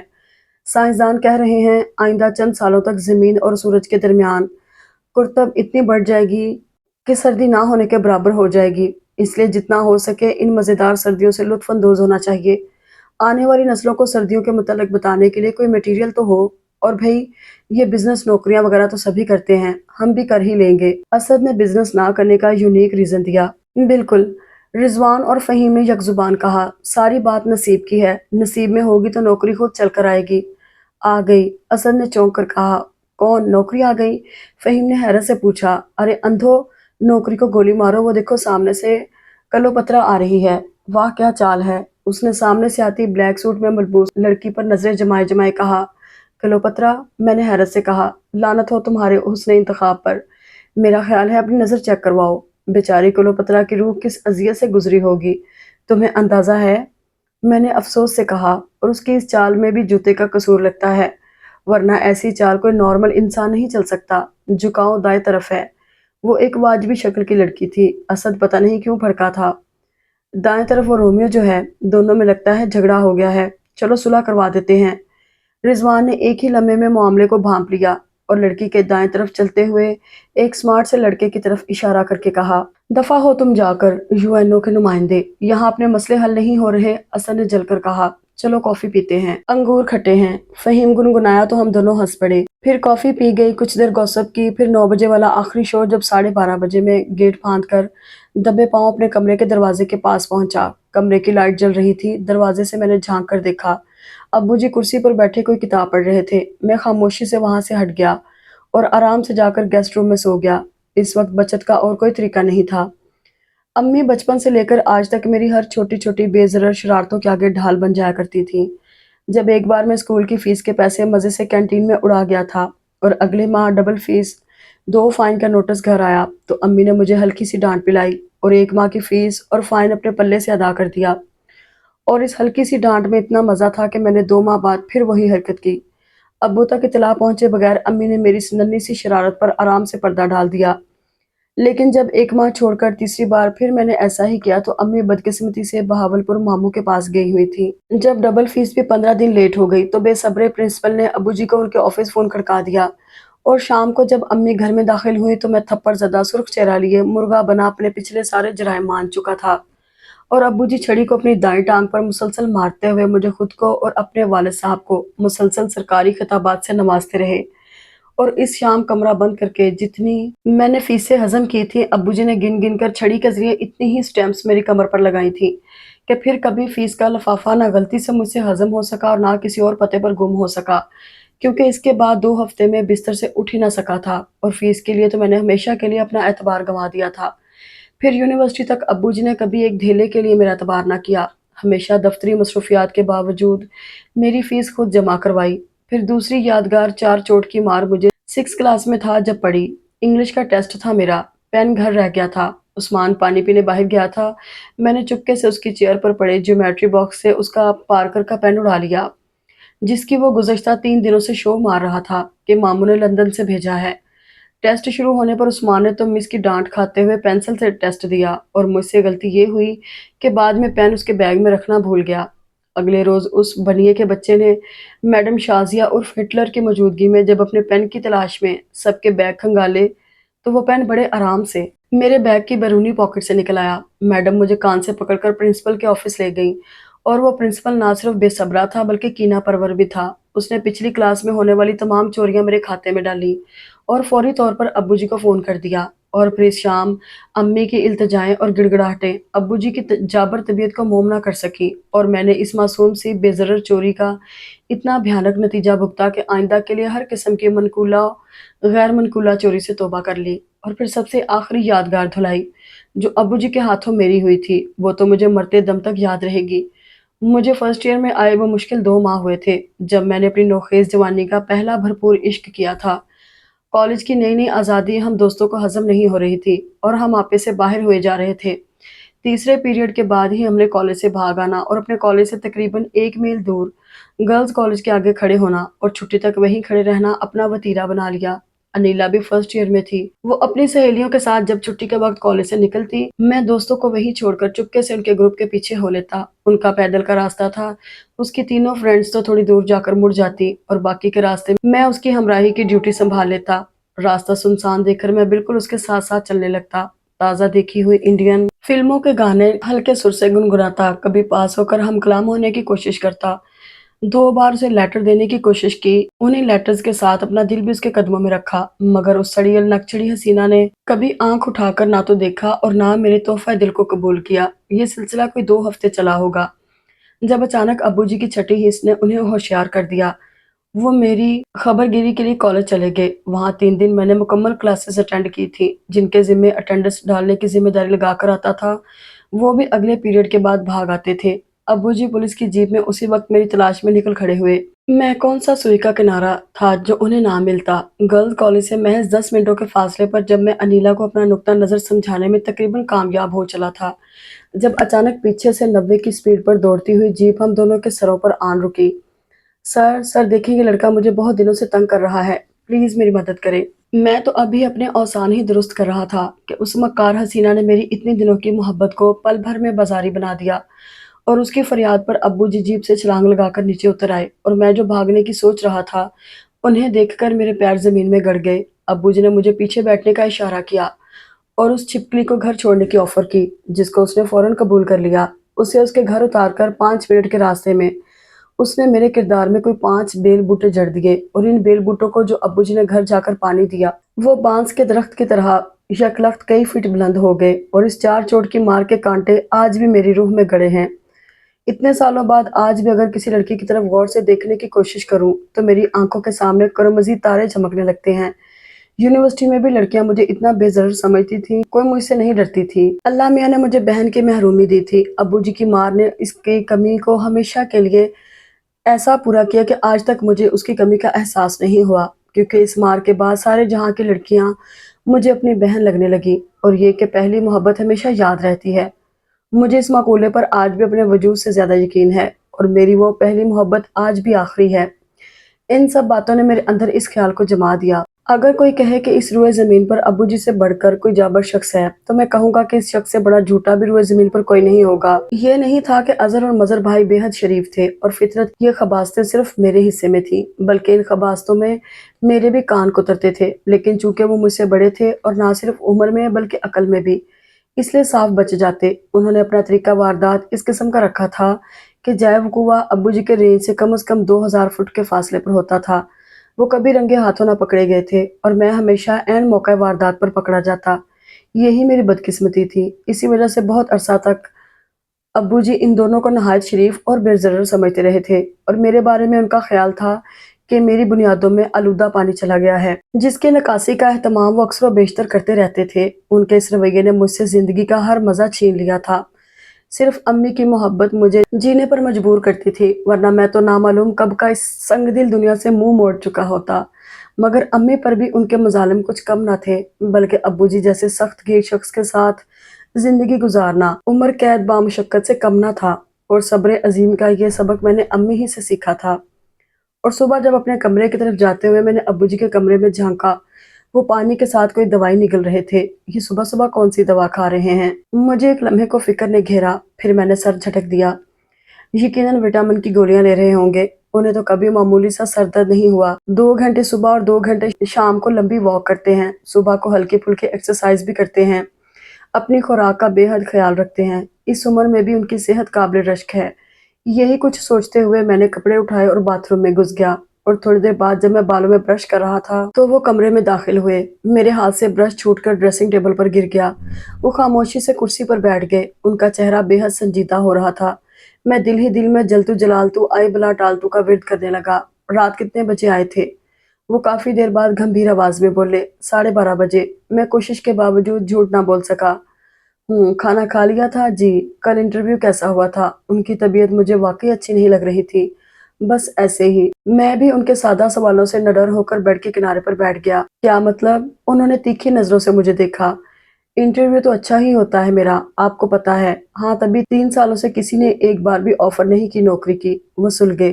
تو اس میں میرا کیا قصور؟ میں نے بھی دو بدو جواب دیا۔ انٹرویو کا رات 12 بجے تک تھا۔ انہیں پھر رات یاد آ گئی۔ میں چپ رہا۔ ایسے کب تک کرتے رہو گے؟ زندگی یوں نہیں گزرتی۔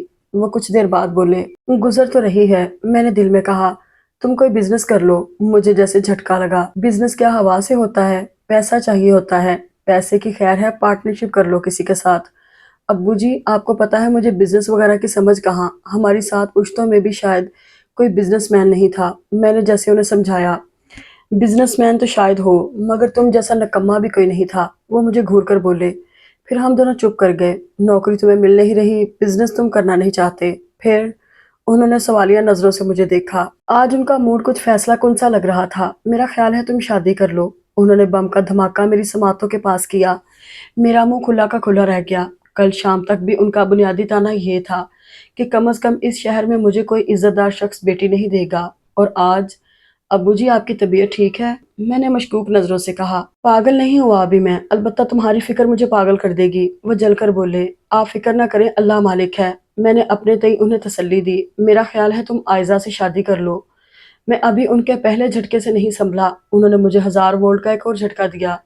کیا کہہ رہے ہیں آپ؟ میں نے بے یقینی سے انہیں دیکھا۔ آپ کو پتا ہے زہر لگتی ہے مجھے۔ انہوں نے کھا جانے والی نظروں سے مجھے دیکھا۔ کبھی آئینے میں اپنی صورت دیکھی ہے؟ کون سے سرخاب کے پر جڑے ہیں تم میں؟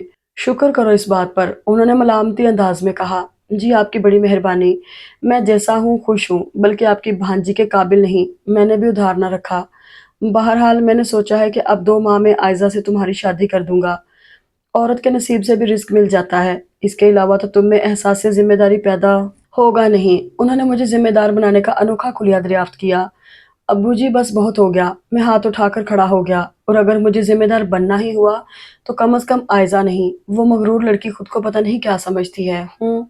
آخری فقرہ میں نے دل میں کہا اور باہر جانے لگا۔ بات سنو میری غور سے۔ وہ زور سے بولے، تمہارے پاس صرف 15 دن ہیں۔ اس بات پر غور کرو اور جواب ہاں میں ہونا چاہیے۔ اب میں بہت عرصہ تک تمہاری یہ غیر ذمہ دارانہ حرکات برداشت نہیں کر سکتا۔ وہ کھڑے ہو گئے۔ کمال کرتے ہیں آپ بھی ابو جی، یہاں میں اپنا خرچ اٹھانے کے قابل نہیں اور آپ کسی اور کی ذمہ داری مجھ پر ڈال رہے ہیں۔ کیا آپ اس کا بھی خرچ اٹھا لیں گے؟ میں نے جھنجھلا کر کہا، ہاں اٹھا لوں گا۔ تمہیں بھی تو جھیل رہا ہوں، مگر اب میں نے اس کام کا فیصلہ کر لیا ہے۔ تم بھی سوچ لو۔ وہ پتہ نہیں کیا ٹھانے بیٹھے تھے، پتہ نہیں کیسی باتیں کر رہے ہیں، اور میں اس نکچڑی کے ساتھ چند منٹ نہیں گزار سکتا۔ اور آپ پوری زندگی کی بات کر رہے ہیں۔ بھانجی ہوگی آپ کی، میرا اس سے کوئی رشتہ نہیں۔ آئی ایم سوری، میں نے کڑوے لہجے میں کہا اور تیزی سے باہر نکل گیا۔ صبح صبح یہ نیا شوشہ چھوڑ کر انہوں نے میری طبیعت مگدر کر دی تھی۔ ناشتہ کیے بغیر گھر سے نکل آیا۔ کتنی دیر یوں ہی فٹ پاتھ پر چلتا رہا، سوچ سوچ کر خون جلاتا رہا۔ پھر بھوک نے ستایا تو اسد کی طرف چلا آیا۔ وہ ابھی تک بستر میں اینٹ رہا تھا، مجھے دیکھ کر اٹھ بیٹھا۔ پھر جتنی دیر تک وہ نہا دھو کر تیار ہوا اور اس کا ناشتہ آیا، میں اتنی دیر تک اس کی نیو البمز ڈیک میں لگا لگا کر اپنا غم غلط کرتا رہا۔ ناشتے کے بعد حسب معمول ہم آوارہ گردی کے لیے سڑک پر نکل آئے۔ کیا بات ہے، تمہارا منہ کیوں سوجا ہوا ہے؟ کچھ دیر یوں ہی ٹہلنے کے بعد اسد نے پوچھ ہی لیا۔ ایسے ہی، میں نے افسردگی سے کہا۔ ایسے ہی کیا؟ ایسے ہی اگر منہ سوجنے لگے تو میرا بھی سوجا ہونا چاہیے تھا، اس نے ٹوکا۔ اس کے اصرار پر میں نے ابو جی کے نازل کردہ نئے فرمان کے بارے میں بتا دیا۔ یہ تو بہت اچھی بات ہے، اتنی اچھی کہ اس کا خیال میرے بے حس گھر والوں کو بھی نہیں آیا، اور تمہارے ابو جی اوپر سے اتنے سخت ہیں، اندر سے تمہارے لیے اتنے اچھے خیالات رکھتے ہیں۔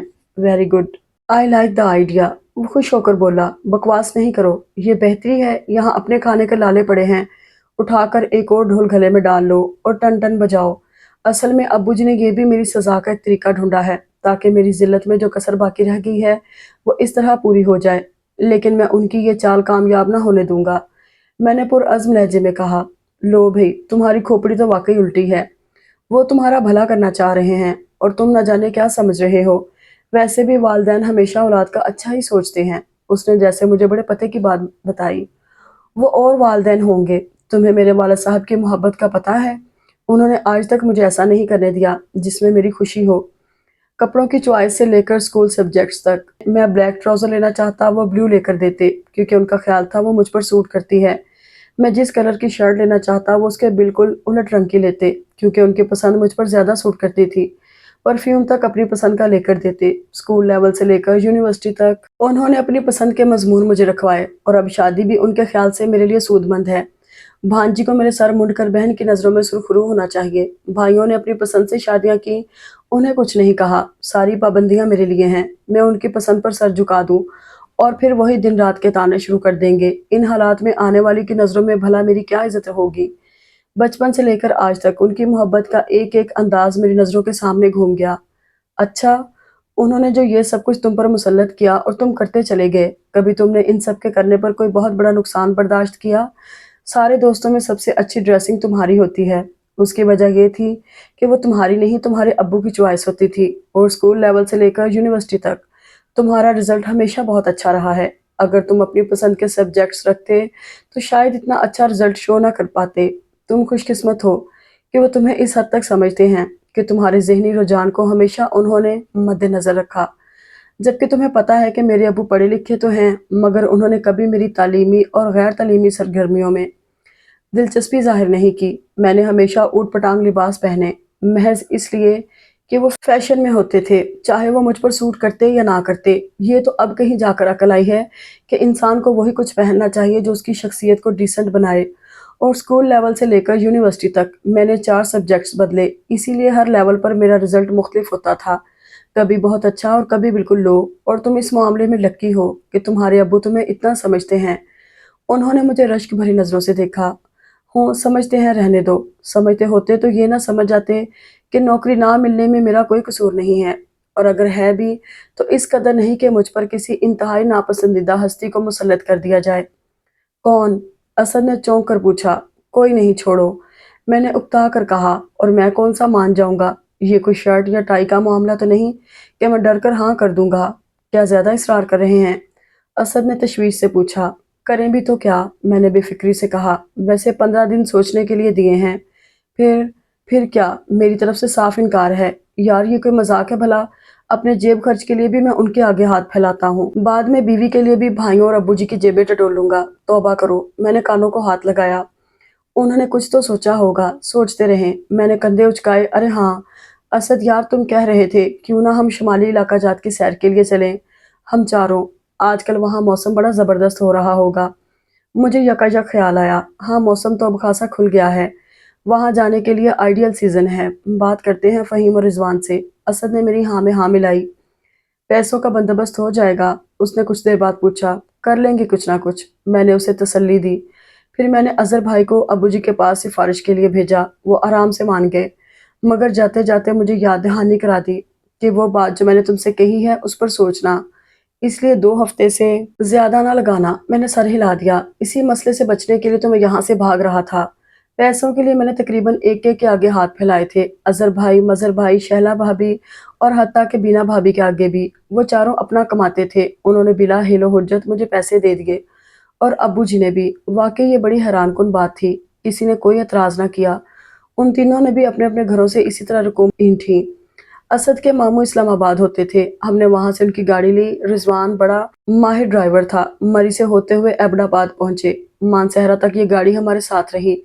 پھر وہاں سے آگے کی دشوار گزار ڈرائیونگ کے لیے ہم نے جیپ ہائر کی، اور ایک عدد گائیڈ بھی۔ یہ سفر میری زندگی کا یادگار سفر تھا کہ اس میں کہیں بھی ابو جی کا نگران سایہ میرے ہمراہ نہ تھا۔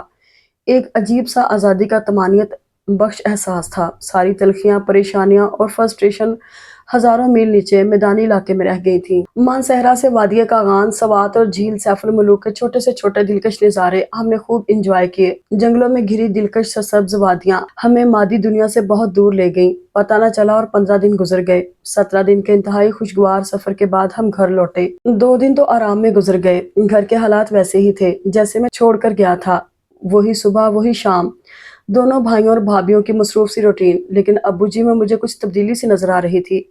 انہوں نے صاحبہ کو جیسے اس کے حال پر چھوڑ دیا تھا۔ وہ اپنی مرضی سے صفائی کرتی اور آدھے گھنٹے میں ان کی آنکھوں کے سامنے فارغ ہو کر بھاگ جاتی۔ بٹلر کو ڈانٹنا ڈپٹنا، کچن کے سامان کی چیکنگ کرنا اور جاتے ہوئے اس کی خوردبینی نظروں سے تلاشی لینا کم کر دیا تھا۔ وہ مجھے کچھ کمزور لگ رہے تھے، البتہ لہجے کا دبدبا اور رعب اسی طرح قائم تھا۔ رات کو اظہر بھائی اور شہلا بھابی 12:30 بجے کے قریب ایک دوست کی ڈنر پارٹی سے لوٹے تو ابو جی نے کھڑے کھڑے ان دونوں کی وہ عزت افزائی کی کہ انہیں کہیں بھاگنے کا راستہ نہیں مل رہا تھا۔ شہلا بھابی بلاخر چمک اٹھی۔ اظہر بھائی کو باپ کا کچھ لحاظ یا ڈر تھا، شہلا بھابی کے ساتھ ایسا کوئی مسئلہ نہیں تھا۔ ابو جی، ہم اپنی مرضی کے خود مالک ہیں، آپ کو کوئی حق نہیں پہنچتا کہ آپ ہمیں آتے جاتے یوں ذلیل کریں۔ ہم اپنا کماتے ہیں، اپنا کھاتے ہیں، کسی کو اس کا دکھ نہیں ہونا چاہیے۔ یہاں رہتے ہیں، اگر آپ کہتے ہیں تو ہمیں ہمارا حصہ دیں، گھر میں سے ہم کہیں اور انتظام کر لیتے ہیں۔ ان کا لہجہ تمیز اور ادب کی ساری حدیں پھلانگ گیا۔ بہت خوب اظہر، خوب بیوی کو چھوٹ دے رکھی ہے۔ اور سنو بی بی، یہ کھانے کمانے کا اتنا مان نہ کرو، یہ وقت سب پر آتا ہے اور گزر جاتا ہے، اور جو تمہاری طرح اس کے تکبر میں آپے سے باہر ہو جاتے ہیں ان کے چہروں کو مسخ کر جاتا ہے کہ پھر ان کی اولاد بھی ان سے گھن کھانے لگتی ہے۔ تمہیں ابھی یہ میری باتیں سمجھ نہیں آئیں گی، لیکن جب آئیں گی تو تم کسی کو سمجھا نہ سکو گی۔ اور حصہ میں تمہیں کس بات کا دوں، ذرا سمجھاؤ تو۔ مجھے ایسا کیا تم نے کارنامہ انجام دیا ہے کہ میں تمہارے لیے اپنی 4 دیواری کا بٹوارا کر دوں؟ میری مرضی ہوگی تو تمہیں ایک پھوٹی کوڑی بھی نہ دوں گا۔ اپنی کمائی کا اتنا غرور ہے تو جا کر اپنا بندوبست کر لو۔ شریفوں کے گھروں کے دروازے آدھی رات کے بعد بند ہو جاتے ہیں۔ یہ میرا گھر ہے، یہاں وہی کچھ ہوگا جو میں چاہوں گا، اور مجھے اپنے چند 100 روپوں سے نہ ڈراؤ۔ اتنے نوٹوں کو تو میں نے ٹھوکروں میں رکھا ہے، کبھی اپنی صاف ستھری کمائی کو غلاظت کے چند سکوں کے عوض غلیظ نہیں کیا۔ ان کی تیش بھری بلند آواز سن کر مظہر بھائی اور بینا بھابی بھی باہر آ گئے۔ بینا بھابی نے اس وقت بھی پینسل ہیل پہن رکھی تھی۔ حالات کے نزاکت کے باوجود مجھے ہنسی آ گئی، اور یہ ساری کارروائی میرے کمرے کے دروازے کے آگے ہو رہی تھی۔ میں دروازے کے پاس ہی کھڑا تھا۔ تو آپ کا مطلب ہے ہم حرام کماتے ہیں، رشوتیں کھاتے ہیں؟ شہلا بھابی تڑپ اٹھی۔ یہ تو تمہیں پتا ہوگا، کیونکہ جس بے دردی سے تم اس پیسے کو لٹاتے ہو اس کا یہی مطلب نکلتا ہے کہ اس کو کمانے میں تم نے کوئی تکلیف نہیں اٹھائی، یہ آرام سے تمہاری جیبوں میں آ گیا۔ اور ایزی کم ایزی گو، میں تو یہی کہوں گا۔ انہوں نے آرام سے کہا۔ بس ابو جی، بہت ہو گیا۔ یہاں رہنے کا یہ مطلب نہیں کہ ہماری کوئی عزت ہی نہیں۔ اظہر بھائی شہلا بھابی کے گھورنے پر ذرا ہمت کر کے اونچی آواز میں بولے۔ تمہاری عزت کا تو مجھے پتا ہے، بیوی کے جوتے پالش کرنے والے پولیس والوں کا ترا امتیاز یہی تو ہے کہ ان کی زبان کے آگے کوئی ناکا نہیں ہوتا۔ چلیں آپ، بہت ہو گیا، اب ہم یہاں نہیں رہیں گے۔ شہلا بھابی نے تیش میں آ کر اظہر بھائی کا بازو کھینچا اور تن فن کرتے اپنے کمرے کی طرف بڑھ گئی۔ یہاں رہنا ہے تو میرے اصولوں کی پابندی کرنا ہوگی، ورنہ دروازہ کھلا ہے، کل اتنی دیر کی تو بیل دینے کی ضرورت نہیں پڑے گی تمہیں، سامان باہر گیٹ پر ہی مل جائے گا تمہیں۔ ابو جی نے ان کے پیچھے جلتی ہوئی پھلجڑی پھینکی۔ اظہر بھائی نے مڑ کر کچھ کہنا چاہا، مگر پھر ابو جی کی خونخوار نظروں کو دیکھ کر واپس مڑ گئے۔ مظہر بھائی اور بینا بھابی بھی سین کے ٹھنڈا پڑ جانے پر اپنے کمرے کی طرف بڑھ گئے۔ میں نے گہرا سانس لیا اور اپنے بستر کی طرف بڑھ گیا۔ ہاں تو صاحبزادے، بہت اچھے دن گزار کر آئے ہو، خوب عیش کیے ہیں۔ آنکھوں کو بھی تراوٹ پہنچی، طبیعت بھی بحال ہوئی۔ ان کی اچانک آواز پر میں اچھل ہی پڑا۔ وہ کمرے کے عین وسط میں آ کر کھڑے ہو گئے۔ اگر ان پرفضا وادیوں نے تمہاری یادداشت پر کوئی ناخوشگوار اثر نہ ڈالا ہو تو میں یاد دلاؤں کہ میں نے جانے سے پہلے آپ سے کیا فرمایا تھا۔ بھائی اور بھابھی کی دھلائی کے بعد بھی ان کی طبیعت سیر نہ ہوئی تھی، اس لیے وہ میرا سانس خشک کرنے چلے آئے تھے۔ جی، میں نے تھوک نگلا۔ کیا جی؟ وہ تنک کر بولے، ان کا لہجہ صاف ڈرانے والا تھا۔ مجھے یاد ہے، میں نے بمشکل کہا۔ صرف یاد ہے یا کچھ سوچا بھی ہے؟ انہوں نے اوپر سے نیچے تک مجھے گھورا۔ ابو جی، ابھی تو نوکری میں منمنایا، بھاڑ میں گئی تمہاری نوکری۔ وہ زور سے بولے، اس وقت نوکری کی کوئی بات نہیں ہو رہی، میں نے تم سے آئزہ کے متعلق جو کہا تھا وہ پوچھ رہا ہوں، اس کے بعد نوکری کے بارے میں سوچنا۔ بچے، بادشاہ اور بوڑھے اپنی ہٹ کے پکے ہوتے ہیں، کسی بات پر اڑ جائیں تو پھر انہیں کوئی نہیں ہلا سکتا۔ ابو جی پلیز، میں گڑ گڑایا۔ دیکھو عمر، بہت ہو گئی، اب تمہیں سنجیدہ ہونا ہی پڑے گا، ورنہ مجھے تمہارے ساتھ زبردستی کرنی پڑے گی، اور تم جانتے ہو۔ ان کا لہجہ دھمکی آمیز تھا۔ آپ کو پتا ہے مجھے آئزہ بالکل پسند نہیں۔ میں نے کہنا چاہا، کیا کیڑے پڑے ہیں آئزہ میں؟ بھائیوں کی طرح پرکٹی کبوتریاں لانا چاہ رہے ہو، جنہوں نے گھر کو بھی ہوٹل بنا رکھا ہے، جو اب ان دونوں کے بس کی بھی نہیں ہے۔ آئزہ نہیں تو کوئی بھی نہیں، پھر جدھر چاہے منہ مارو میری طرف سے، خود کو فارغ سمجھنا، یہ میرا آخری فیصلہ ہے، چاہے ابھی مان جاؤ چاہے کچھ دنوں بعد۔ وہ حتمی انداز میں بولے۔ ابو جی مجھے کچھ وقت دیں۔ کافی دیر بعد میں نے کہا، ٹھیک ہے، 15 دن اور لے لو۔ وہ فراخ دلی سے بولے، نہیں ایک ماہ، تمہیں وقت کی قدر نہیں ہے۔ 15 دنوں سے آگے 15 دن اور ہوں تو مہینہ بنتا ہے، مگر تمہارے نزدیک اس کی کوئی اہمیت نہیں۔ بہرحال اگر تم ایک ماہ چاہتے ہو تو ایسے ہی صحیح، مگر اس کے بعد 1 منٹ بھی نہیں۔ تم نے خود کو صرف ذہنی طور پر تیار کرنا ہے، ورنہ فیصلہ تو میں کر چکا ہوں۔ واقعی فیصلہ تو وہ کر چکے تھے، مجھے تو محض چھیڑ رہے تھے، میں نے جل کر سوچا۔ اب سو جاؤ اور 1 ماہ میں سنجیدگی سے اس بارے میں سوچو، اور ملازمت کے بارے میں بھی۔ اب ایسا بھی اندھیر نہیں کہ کہیں تمہاری جگہ نہ ہو، اپنی جگہ ڈھونڈو تبھی زندگی کی حقیقت کو جانو گے۔ کوئی تمہیں اپنی جگہ میں سے 1 انچ بھی نہیں دے گا، خود ہاتھ پیر مارو۔ یہ دوستیاں اور یاریاں تو سب وقت گزاریاں ہوتی ہیں، برا وقت آ جائے تو سب سے پہلے ہی منہ موڑتی ہیں۔ اس وقت کے آنے سے پہلے سنبھل جاؤ تو بہتر ہے۔ اب سو جاؤ۔ وہ جس طرح اچانک آئے تھے اسی طرح اچانک باہر نکل گئے، اور جس طرح کی سوچیں وہ مجھے دے گئے، اس کے بعد سونا کس کافر نے تھا۔ اس وقت میں فرسٹ ایئر میں تھا جب سعدیہ پھوپھو کے گھر کی چھت گر گئی۔ جانی مالی نقصان تو اتنا نہ ہوا، مگر اس چھت کے گرنے سے پھوپھو اپنے چاروں بچوں سمیت ہمارے گھر اٹھائیں۔ یہاں ابو جی کی سخت گیر طبیعت کے ہاتھوں امی پہلے ہی گھٹ گھٹ کر زندگی گزار رہی تھیں۔ پھوپھو کے آ جانے سے گویا نہلے پہ دہلا ہو گیا۔ پھوپھو ایک ایک بات نمک مرچ لگا کر ابو جی کو بتاتی۔ ابو جی تو پہلے ہی سوا نیزے پر سوار رہتے تھے۔ آملیٹ میں نمک تیز ہو جاتا، وہ امی کے ساتھ پشتوں کے بخیے ادھیڑ جاتے۔ قمیض کے کالر پر ذرا سی میل لگی رہ جاتی، وہ پل بھر میں امی کی ساری خدمتوں پر پانی پھیر دیتے۔ امی رات کو دودھ ٹھنڈا دے جاتی تو نانی مرحومہ ساری رات قبر میں کروٹیں لیتے بتا دیتی ہوں گی۔ پھوہڑ ماں کی بد سلیقہ بیٹی، یہ ایک عام سا جملہ تھا جو ابو جی دن کے ہر گھنٹے میں 4 بار دہراتے تھے، اور امی کو بھی ان کے اس جملے سے اب کوئی اختلاف نہیں رہا تھا۔ سعدیہ پھوپھو بھائی کے مزاج کے بالکل برعکس تھی۔ بھائی کے آگ بگولا غصے کے برعکس ان کا مزاج ٹھنڈا ٹھار تھا۔ تینوں بھتیجوں کو دن میں کئی بار ساتھ لپٹا لپٹا کر پیار کرتی، امی کا بھی ہاتھ بٹاتی، بلکہ اس نکچڑی آئزہ کو بھی اکثر ساتھ لاتی۔ وہ اس وقت 9th میں تھی۔ ان کے اتنے میٹھے رویے کے باوجود امی کو سعدیہ پھوپھو ذرا اچھی نہیں لگتی تھی۔ جس طرح ایک نیام میں 2 تلواریں نہیں سما سکتی، اسی طرح ایک سلطنت کے 2 حکمران نہیں ہو سکتے۔ اس وقت شاید امی کے بھی ایسے ہی خیالات تھے، اور سعدیہ پھوپھو خبر ہی نہ ہونے دیتی۔ نہ جانے کس وقت ابو جی کے کانوں میں زہر اتار جاتی، اور وہ بات بے بات بھڑکنے لگتے۔ امی رونے لگتی، حالانکہ میرے خیال میں ابو جی کا رویہ امی کے ساتھ پھوپھو کے آنے سے کچھ بہتر ہو گیا تھا، جھاڑ جھنکار کچھ کم ہونے لگی تھی۔ لیکن اس کے باوجود ابو جی کے ذرا اونچا بولنے سے امی رونے لگتی۔ شاید حساس زیادہ ہو گئی تھی، یا پھوپھو کے سامنے زیادہ انسلٹ محسوس کرنے لگی تھی۔ وجہ بہرحال کچھ بھی تھی، وہ خود کو جیسے بہت تنہا محسوس کرنے لگی تھی، اور مجھے لگتا ابو جی اور ان کی بہن کے ظلم و ستم کا شکار صرف میں اور امی ہی ہو رہے ہیں۔ اسی لیے میں امی کے اور بھی قریب ہو گیا۔ اسکول سے آنے کے بعد سارا وقت ان کے گھٹنے سے لگا رہتا۔ ابو جی کے آنے کے وقت کتابیں لے کر بیٹھ جاتا، اور وہ آئزہ سارا دن کتابوں میں سر دیے بیٹھے رہتی۔ ویسے بھی ان لڑکیوں کی فطرت میں بڑا کمینہ پن ہوتا ہے، اپنی فطری کمزوریوں کو چھپانے کے لیے ایسی ایسی اوچھی حرکتیں کرتی ہیں کہ باپ ٹائپ لوگ خواہ مخواہ ان سے متاثر ہو جاتے ہیں۔ وہ سارا دن کتابیں رٹتی، ابو جی کے آفس سے آتے ہی ان کے آگے پیچھے پھرتی، ان کے گھر کے کپڑے باتھ روم میں لٹکاتی، وہ بوٹ اتارتے وہ سلیپر لا کر ان کے قدموں میں رکھ دیتی، وہ نہانے جاتے وہ دوڑ کر جاتی اور پھپھو سے چائے بنوا کر ان کے نکلنے تک ٹیبل پر لا سجاتی۔ چائے کے دوران ان سے ادھر ادھر کی باتیں یوں ہی کیے جاتی، اور میں اپنے کمرے کی کھڑکی سے بیٹھا اس کی ساری چھچوری حرکتیں دیکھ کر کرتا رہتا، اور ابو جی بھی دل و جان سے اس پر فریفتہ تھے۔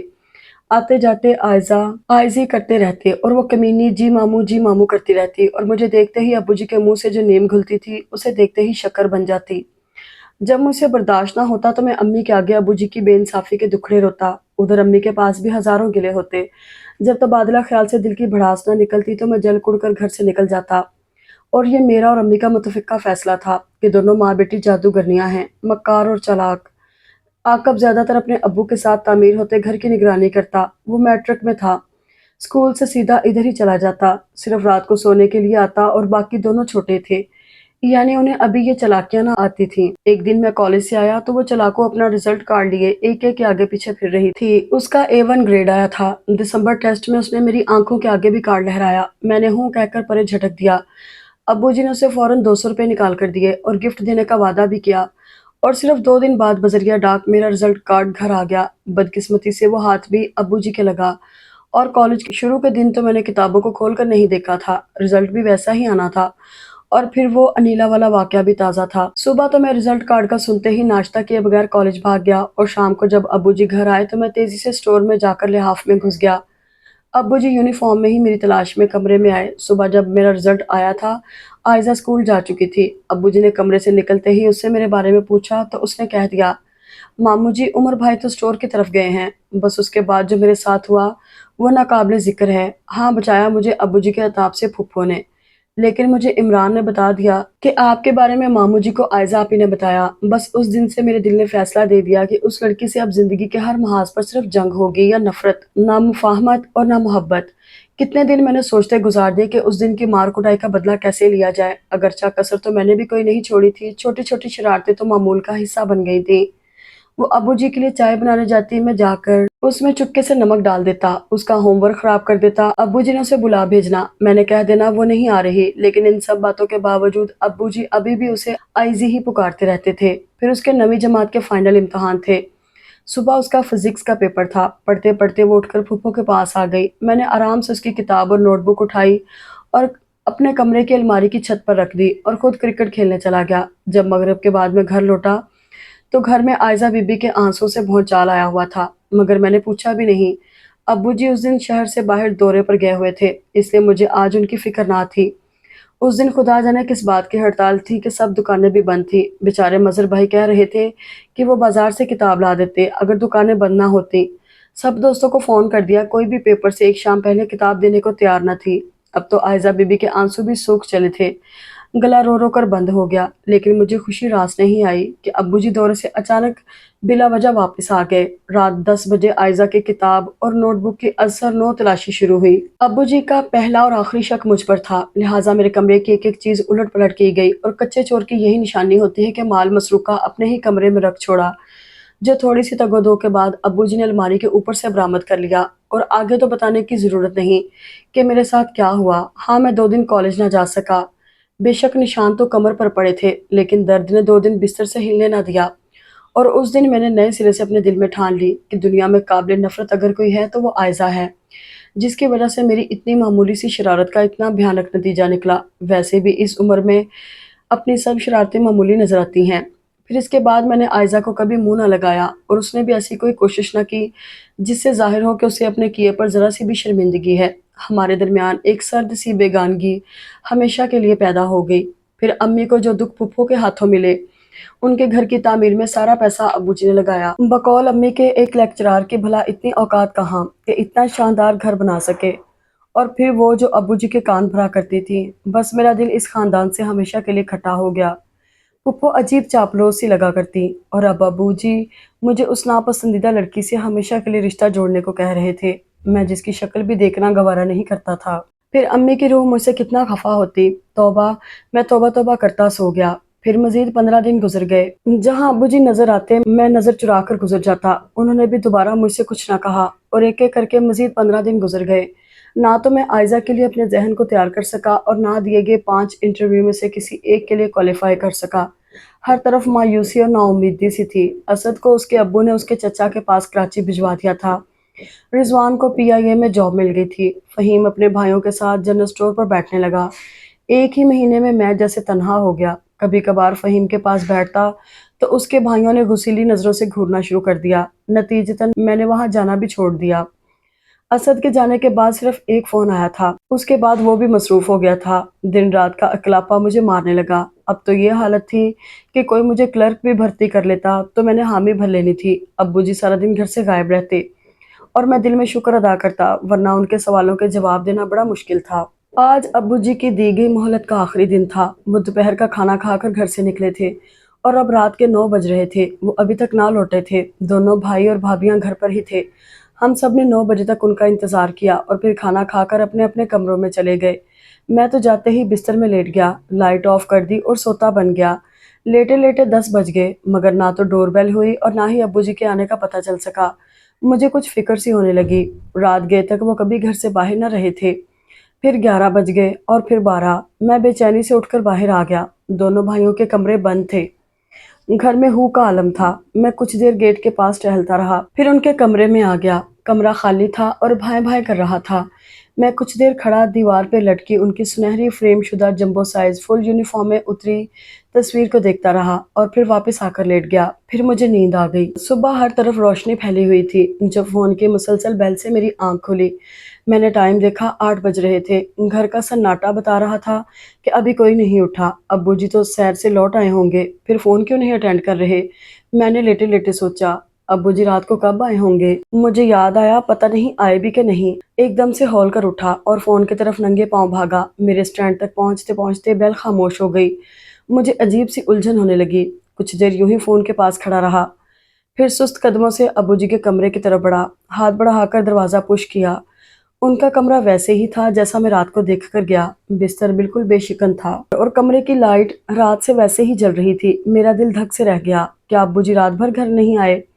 ایسا تو کبھی بھی نہیں ہوا تھا۔ اپنی جاب کی انتہائی مصروفیت کے باوجود بھی وہ حتی الامکان کوشش کرتے کہ رات کو ضرور آ جایا کریں، اور آج میں پریشان ہو گیا اور باہر لاؤنج میں گیا، پھر کمرے میں آ کر سلیپر پہنے اور دوبارہ لاؤنج کی طرف آ گیا۔ فون کی خاموش بیل مجھے بے چین کر رہی تھی۔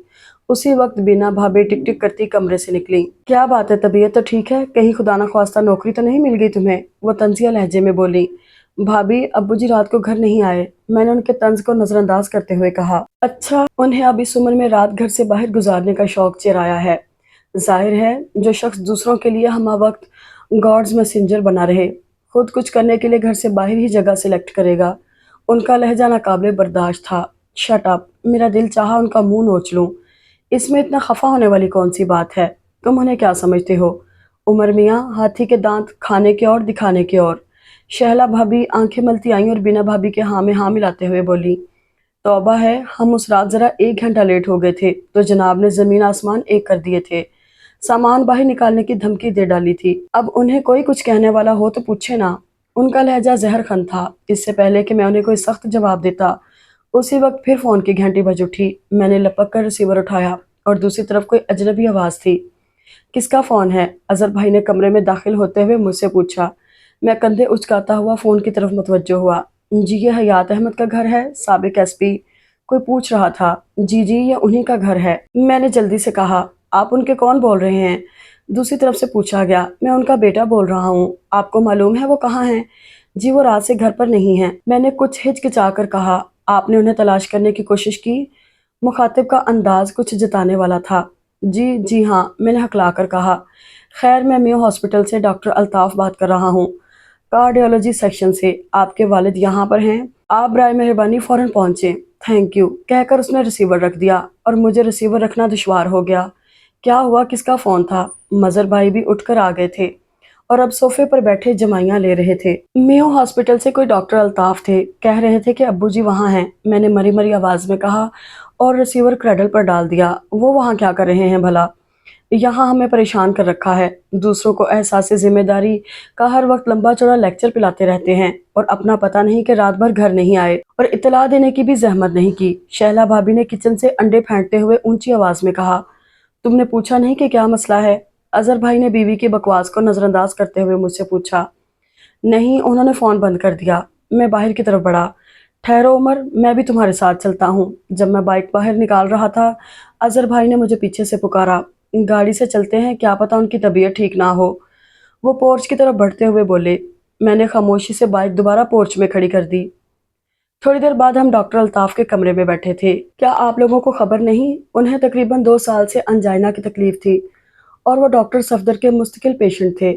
کل شام کو بھی شاید انہیں تکلیف ہوئی۔ وہ ڈاکٹر کے پاس چیک اپ کے لیے گئے کیونکہ ان کے والٹ سے کل شام کا نسخہ نکلا ہے۔ ڈاکٹر نے انہیں مکمل بیڈ ریسٹ اور ذہنی کھچاؤ سے بچنے کی ہدایت دی تھی۔ پتہ نہیں پھر وہ گھر کیوں نہیں گئے۔ پھر تقریباً 1.5-2 گھنٹے بعد انہیں اٹیک ہوا، تقریباً رات کے 10 اور 11 کے درمیان۔ وہ سڑک کے کنارے گر گئے۔ وہاں سے انہیں ایک راہگیر اپنی گاڑی میں ڈال کر یہاں لایا اور رات 1 بجے تک آئی سی یو میں ہم نے ان کی جان بچانے کی حتی الامکان کوشش کی، مگر ڈاکٹر گہرا سانس لے کر چپ ہو گیا اور مجھے لگا جیسے کسی نے تیز دھار آلے سے میرے بدن سے میری روح کھینچ لی ہو۔ میں نے خالی نظروں سے ڈاکٹر کی طرف دیکھا۔ اظہر بھائی کی کیا حالت تھی مجھے اس کی خبر نہیں، اور ہم ان کی ڈیڈ باڈی کو لاوارث اناؤنس کرنے والے تھے کیونکہ ان کی جیبوں سے کچھ نہیں نکلا تھا کہ صبح تقریباً 7:30 بجے وہی رات والا راہگیر مسٹر انور ان کا والٹ لے کر آ گیا جو اس کی گاڑی میں گر گیا تھا۔ والٹ سے ان کا آئی ڈی کارڈ اور گھر کا فون نمبر وغیرہ ملا تو ہم نے فون کیا۔ ڈاکٹر نے کچھ دیر بعد کہا، آئیے میں آپ کو ان کے پاس لے چلتا ہوں، ایمبولینس بھی تیار ہے۔ اور میں اپنے بے جان وجود کو گھسیٹتا ہوا ان دونوں کے پیچھے چل پڑا۔ سفید چادر میں لپٹا سرد خانے میں پڑا، ان کا سرد وجود میری دھڑکنوں کو سرد کرنے لگا۔ سینکڑوں لاوارث لاشوں کے درمیان پڑا ان کا بے جان وجود جیسے ہمارا مذاق اڑا رہا تھا۔ میری تو دعا ہے کہ مرتے دم تمہارے ہاتھوں سے ایک چمچہ پانی کا نہ لوں، خدا مجھے کسی کا محتاج نہ کرے۔ اور خدا نے ان کے کہے کی لاج رکھ لی۔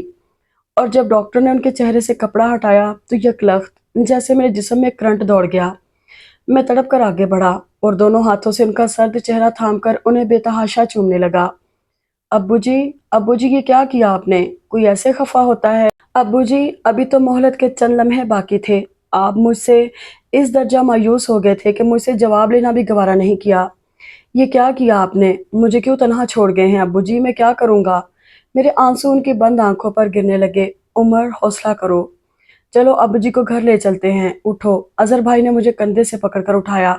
نہیں نہیں، ابو جی نے میرے ساتھ زیادتی کی ہے، انہوں نے مجھے دھوکہ دیا ہے۔ ابو جی یہ فاؤل ہے، یہ چیٹنگ ہے۔ ابھی چند گھنٹے تھے مہلت کے، پھر آپ نے مجھ پر بھروسہ کیوں نہیں کیا؟ میری ہاں سنے بغیر ہی مجھ سے خفا ہو گئے۔ مجھ سے پوچھا تو ہوتا، میں کیا آپ کی بات سے انکار کرتا؟ ابو جی پلیز ایسا نہ کریں، میں پھوٹ پھوٹ کر رو دیا۔ اظہر بھائی نے مجھے کھینچ کر اپنے ساتھ لگا لیا اور گاڑی کی طرف لے گئے۔ اور اب وہاں رکھا بھی کیا تھا؟ ان کا خاموش وجود، ان کی گھن گرج کڑک، اور سب خاموش ہو گئے تھے ایک دم سے چپ۔ اور میں جو یہ سمجھتا تھا کہ مجھے ابو جی سے ذرا برابر محبت نہیں، ان کے جانے کے بعد مجھ پر انکشاف ہوا کہ میں تو پور ان کے محبت میں جکڑا ہوا تھا۔ اتنا سناٹا، اتنا سوگ تو امی کے بعد میرے اندر نہیں اترا تھا جتنا ابو جی کے جانے کے بعد میرے چاروں طرف پھیل گیا تھا۔ اداسی، تنہائی اور سناٹے میں جیسا میرا وجود تنہا بھٹک رہا تھا اور کسی کی محبت بھری کڑک مجھے راستہ دکھانے نہیں آ رہی تھی۔ میں گھنٹوں چپ چاپ بیٹھا رہتا، کوئی مجھے آواز بھی نہ دیتا، اپنا ہی نام سننے کے لیے میرے کان ترس جاتے۔ میں جو ابو جی کے کمرے سے ہمیشہ کترا کر گزرتا تھا، اب سارا دن ان کے کمرے میں بیٹھا ان کی تصویر کو تکتا رہتا۔ کتنی شکایتیں، کتنی انکہی باتیں اور گلے جو میرے اندر دم توڑ رہے تھے، میں ان کی تصویر کو سناتا رہتا۔ دونوں بھائی اور بھابیاں چند ہی دنوں میں اپنی روٹین کے کاموں میں مگن ہو گئے، جیسے کچھ ہوا نہ تھا، اور واقعی ان کے لیے کچھ بھی نہ ہوا تھا۔ وہ تو محض دن میں ایک آدھ بار ان سے ملا کرتے تھے، اب وہ ملنا بھی نہ رہا تو انہیں کیا فرق پڑتا تھا، بلکہ انہیں تو جیسے آزادی مل گئی تھی، جب چاہتے رات کو واپس آتے، کوئی روکنے ٹوکنے والا نہیں رہا تھا۔ صاحبہ سے شہلا بھابی نے کہہ دیا تھا صبح کو آ کر ناشتہ بنا دیا کرے اور صفائی دھیان سے کیا کرو، اور واقعی اس نے دھیان سے صفائی کرنا شروع کر دی۔ کچن میں سے راشن جلد ختم ہونے لگا، آٹا چینی تو ہر دوسرے ہفتے ختم ہونے لگے۔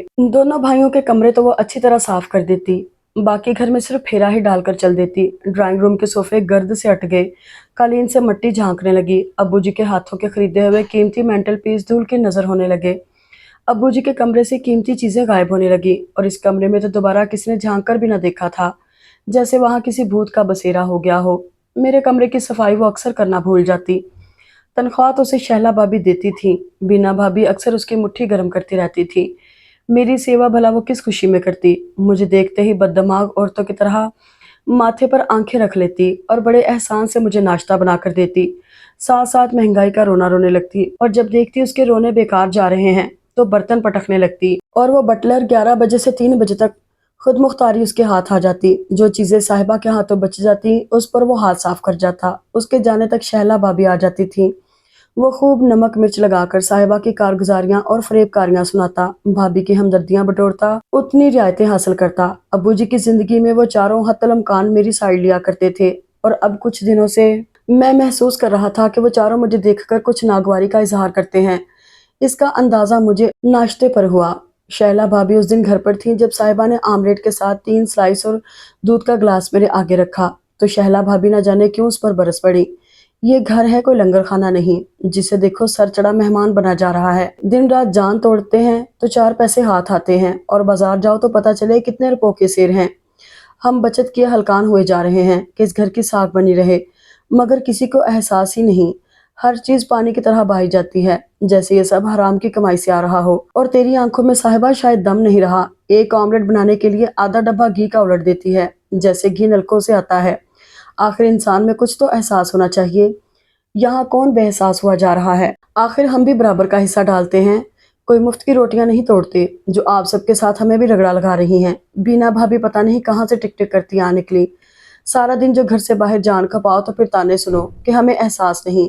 वो तिल मिलाई, वैसे तो मैं तुम्हें नहीं कह रही, जो तुम्हें इस कदर बुरा लगा है मैं साहिबा से कह रही हूँ। एहतियात किया करे, इतनी महंगाई का जमाना है। अगर तुम्हें इस कदर जाम है अपने हिस्से का तो अलग अलग खाना पीना, खुद ही पता चल जाएगा कौन कितना हिस्सा डालता है और कौन यूं ही सब कुछ उड़ा जाता है। भाभी ने पांसा पलटा, निवाले मेरे हलक में अटकने लगे। मैं नाश्ता उसी तरह छोड़कर उठाया।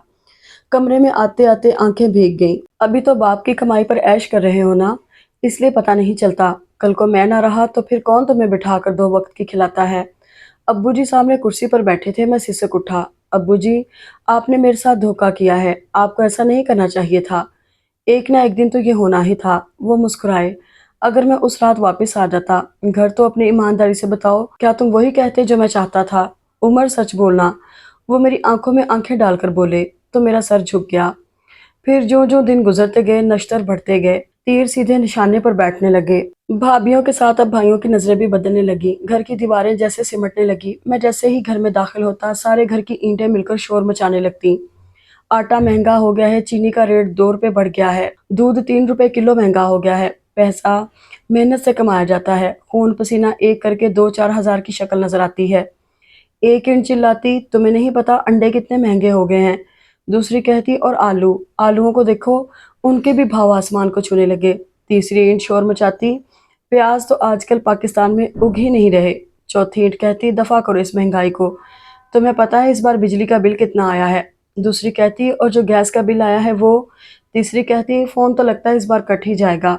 बरामदे का सतून कहता, भला यहाँ एहसास ही किसको है? जिनके मुंह को मुफ्त की चाट लगी है वो इन बातों की परवाह कब करते हैं बाबा। कमरे में आता तो गंदा बिस्तर, गर्द आलूद फर्श, धूल में अटी हुई कुर्सी पर पड़े मेरे मैले कपड़ों का ढेर मुंह चढ़ा रहा होता। लॉन्ड्री वाला गांव गया हुआ है 1 महीने के लिए। अजहर के और अपने कपड़े मैंने खुद धोए हैं।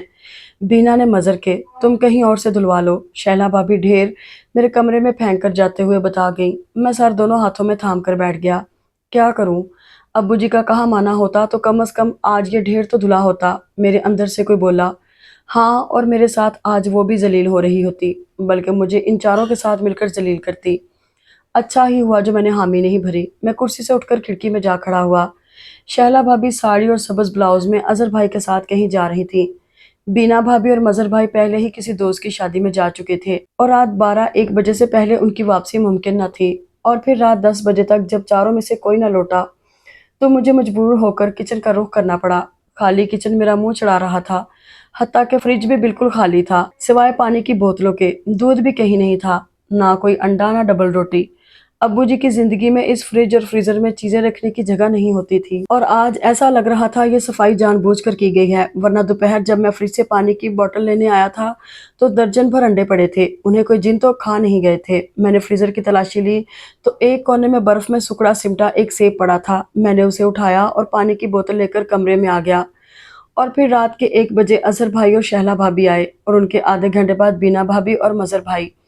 अब्बू जी की ड्यूटी अब मेरे जिम्मे थी। हाँ, जो कुछ नहीं करते वो फिर चौकीदार ही करते हैं। और चारों में से किसी ने बिना पूछा कि उमर तुमने कुछ खाया?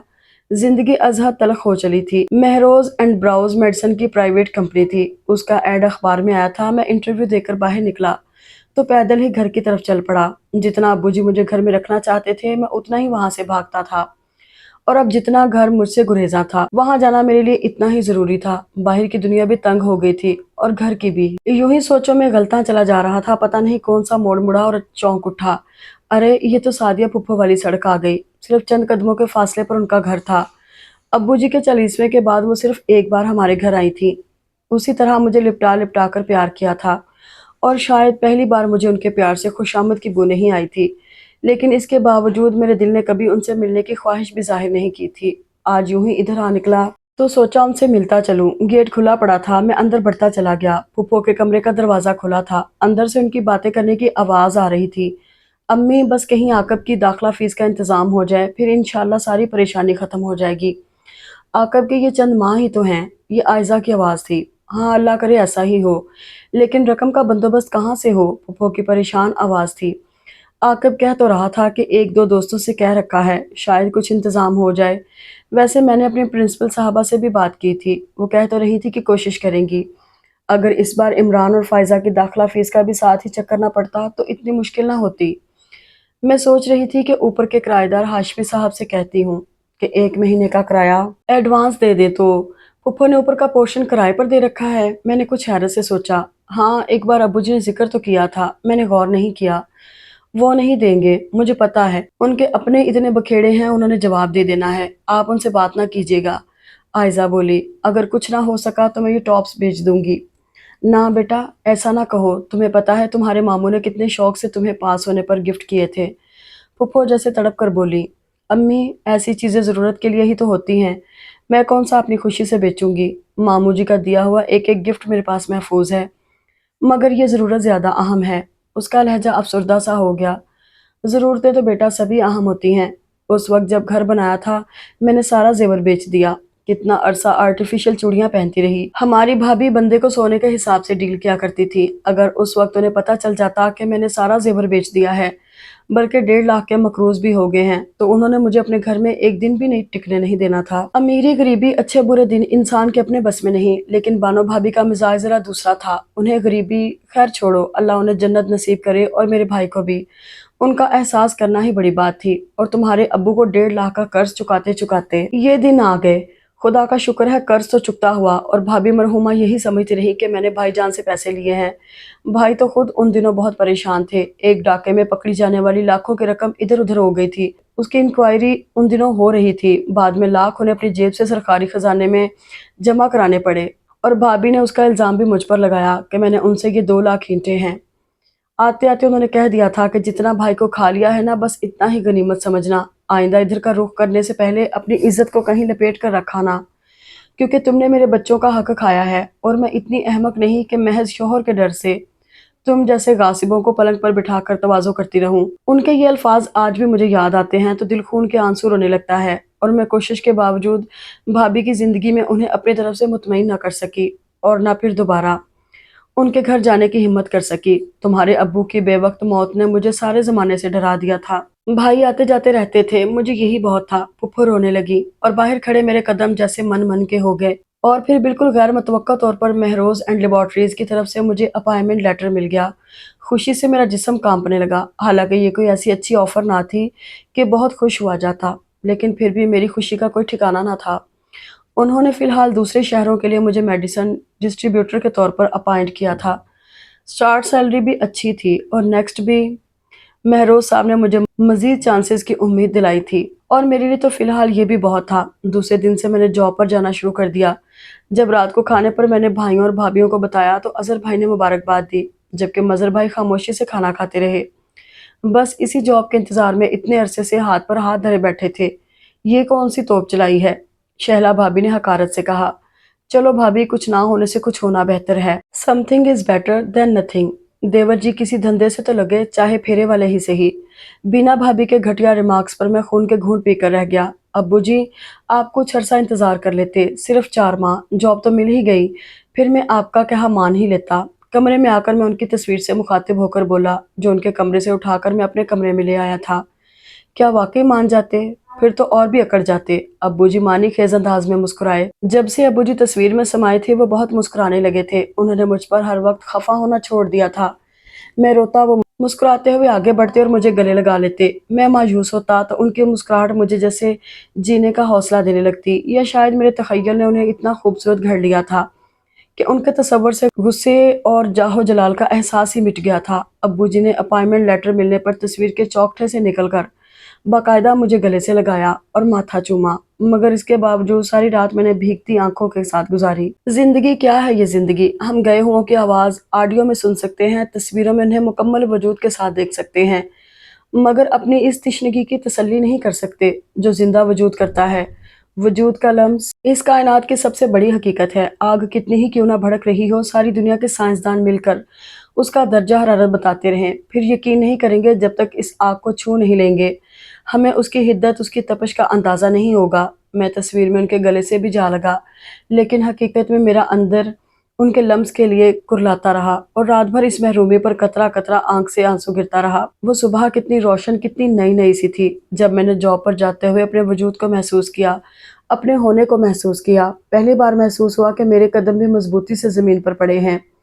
नाश्ते के दौरान साहिबा की बकवास पर जरा ध्यान न दिया। शहला भाभी की तीखे तीखे तंज मैंने आराम से चाय के घूंटों के साथ हलक से नीचे उतार लिए। फिर रोजगार का चक्कर जो शुरू हुआ तो मैं जैसे खुद भी घबरा बैठा। बेशक ये तो मुझे पता था कि कंपनी के प्रोडक्ट्स इंट्रोड्यूस कराने के लिए आउट ऑफ स्टेशन जाना पड़ेगा, लेकिन इतना नहीं कि मेरे पैरों में ही चक्कर आ जाएगा। सुबह कहीं तो शाम कहीं, इस भागदौड़ में वक्त की रफ्तार का अंदाजा भी नहीं हो रहा था। और एक लिहाज से ये अच्छा ही था कि फरागत में जो मैं खुद तरसी का शिकार हो जाता था उससे निजात मिल गई। वो दिसंबर की इंतहाई सर्द रात थी जब मैं सरगोदा से रात तकरीबन 12:30 बजे लाहौर पहुंचा। शाम से आसमान पर बादल छाए हुए थे, सारे रास्ते में भी धुंध और बादल रहे। जैसे ही गाड़ी लाहौर में दाखिल हुई बारिश शुरू हो गई और जब गाड़ी ने मुझे घर के आगे ड्रॉप किया उस वक्त तक बारिश खासी तेज हो चुकी थी। सर, आप बेल देकर गाड़ी में आ जाएं, जब तक गेट खुलेगा तो आप उतर जाइएगा। बारिश खासी तेज है, तनवीर ने मुझे ऑफर की। नहीं, तुम जाओ, तुमने भी तो काफी दूर जाना है, मैं बेल दूंगा, अभी गेट खुल जाएगा। मैंने उसे तसल्ली दी और भेज दिया और खुद बेल बजाने लगा। रात के तकरीबन 12:45 घर में बेल की आवाज गूंजी, मगर कहीं हरकत ना हुई। मेरे दांत मारे सर्दी के बजने लगे, ऊपर से बारिश तेज हो गई। मैंने फिर बेल बजाई, मगर 5 मिनट तक जब कोई बाहर ना आया तो मैंने बेल पर उंगली रख दी और मुझे बेइख्तियार वो रात याद आ गई जब मैं रात 1 बजे फिल्म देखकर आया था और अब्बू जी मेरे इंतजार में टहल रहे थे। और आज एक बारिश आसमान से बरस रही थी, दूसरी मेरी आंखों से बरसने लगी। फिर मैं घंटी बजा बजा कर थक गया, मगर किसी ने दरवाजा ना खोला। तकरीबन आधा घंटा गुजर गया। मेरे कपड़े बारिश में शराबूर हो गए और जिस्म थर थर कांपने लगा। आखिर हार कर मैंने साथ वाले राजा साहब की बेल बजाई। तीसरी बार बेल बजाने पर राजा साहब ने मेरा नाम पूछकर गेट खोला। मुझे इस हालत में देखकर हैरान रह गए। मैं शर्मिंदा हो गया। वो अंकल, मैं शहर से बाहर गया हुआ था, अभी आया हूँ, कोई गेट नहीं खोल रहा। मेरा ख्याल है सब गहरी नींद सो रहे हैं। अगर आपको जहमत ना हो तो जरा फोन करके कह दे कि गेट खोल दें। मैंने शर्मसार लहजे में कहा, अच्छा कर देता हूँ फोन, तुम अंदर तो आओ, कैसे भीग गए हो। उन्होंने कहकर जल्दी से गेट बंद किया और अंदर की तरफ बढ़े। फिर उनके इसरार के बावजूद मैं उनके घर न ठहरा। उन्होंने फोन किया। काफी देर बाद अजहर भाई ने फोन उठाया और थोड़ी देर बाद गेट खोला तो उनके माथे पर हजारों बल पड़े थे।